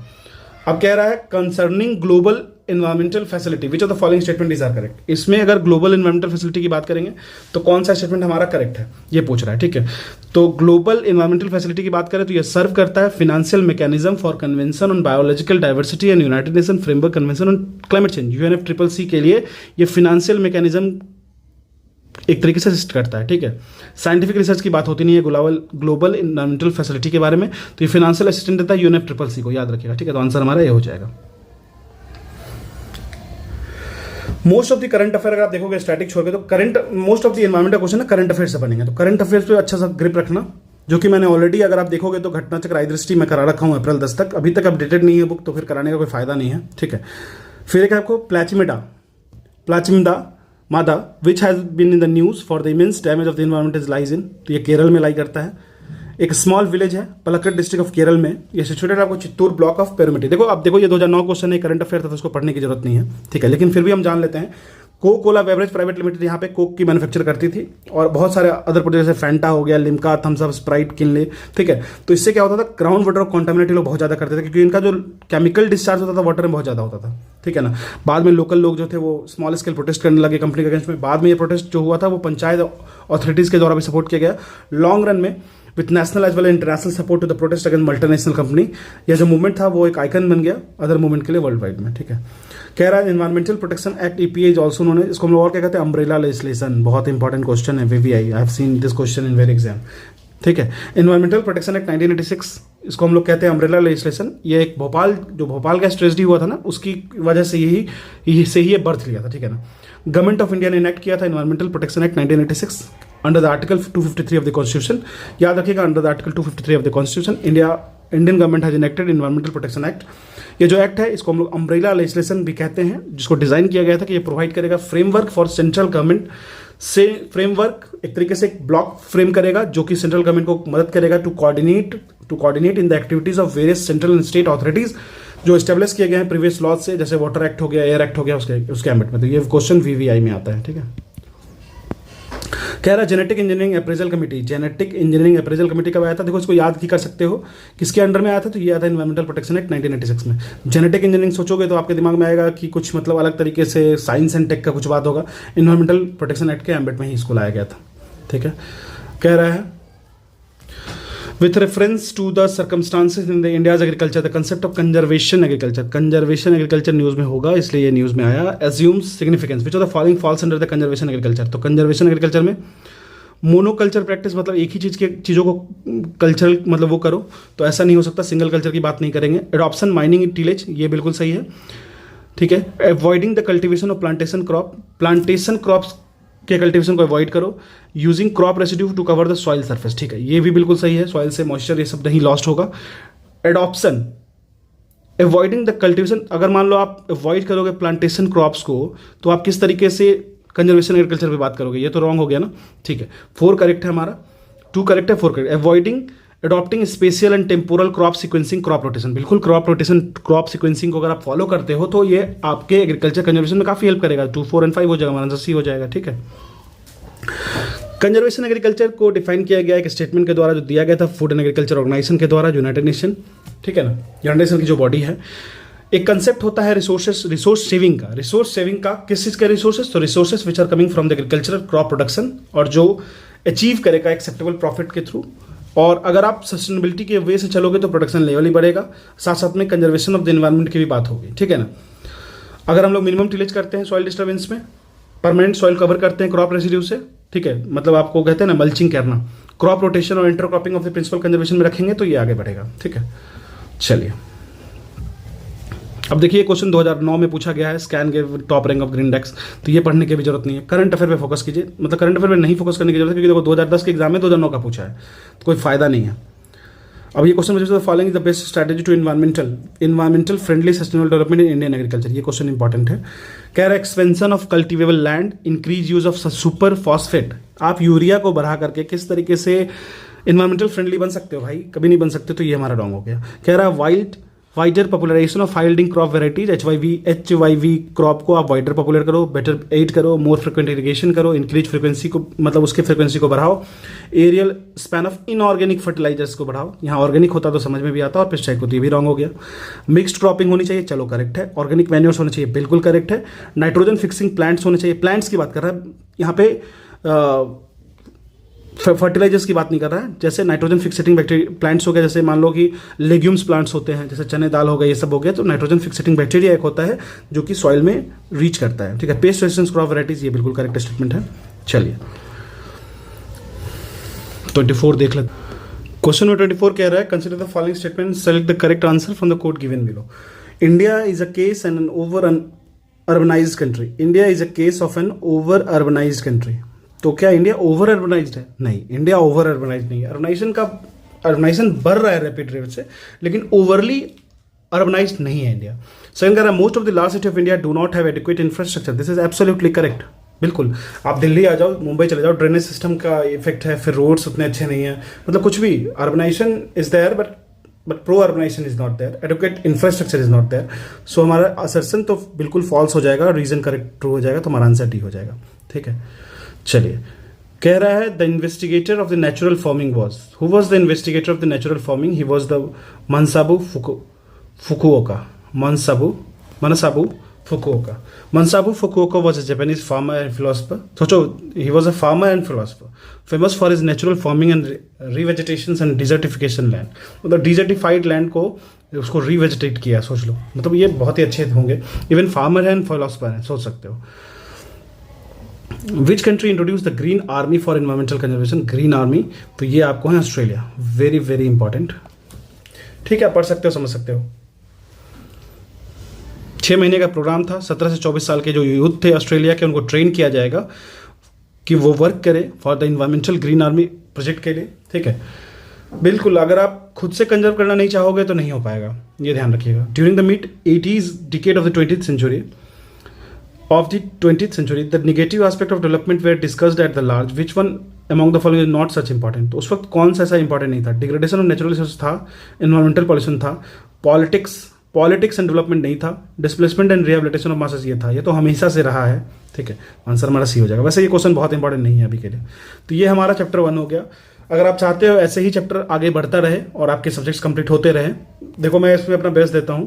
हालांकि थोड़ा इसको मैं थोड़ा जल्दी बताया, क्योंकि ये थोड़ा चीज़ें हैं वैसी जो बहुत ज़्यादा एफर्ट की जरूरत नहीं है आपको। लेकिन हाँ, अगर आप चाहते हो तो आप मेरे करंट कंटेंट को शेयर करो। दूसरी चीज़, अगर आपको बायोलॉजी चाहिए तो 30 के कर दो, सब्सक्राइबर मैं कर दूंगा, क्योंकि ठीक है ना, क्योंकि मैं देखता हूँ कि even lakhs of viewers are watching my content but they are not subscribing it, even though they are liking the content, even the comment are showing the same, लेकिन वो कंटेंट लाइक नहीं करता। अगर यही चीज़ मान लो मैं कंट्रोवर्शियल चीज़ों को डालूं या फिर वैसे चीज़ों को डालूं जो थोड़ा मसालेदार हो, ये फालतू का, मतलब बहुत ज़्यादा ऑल्टर चीज़ों को डालूं, तो उस पर बहुत अच्छा रिस्पॉन्स रहता है। इससे ये पता चलता है ना कि there are millions but only few of the thousands are doing the things in the right way, ठीक है। चलिए, this is the chapter number 1 and we will move further for the next. You all are watching IAS Simplified. Thank you.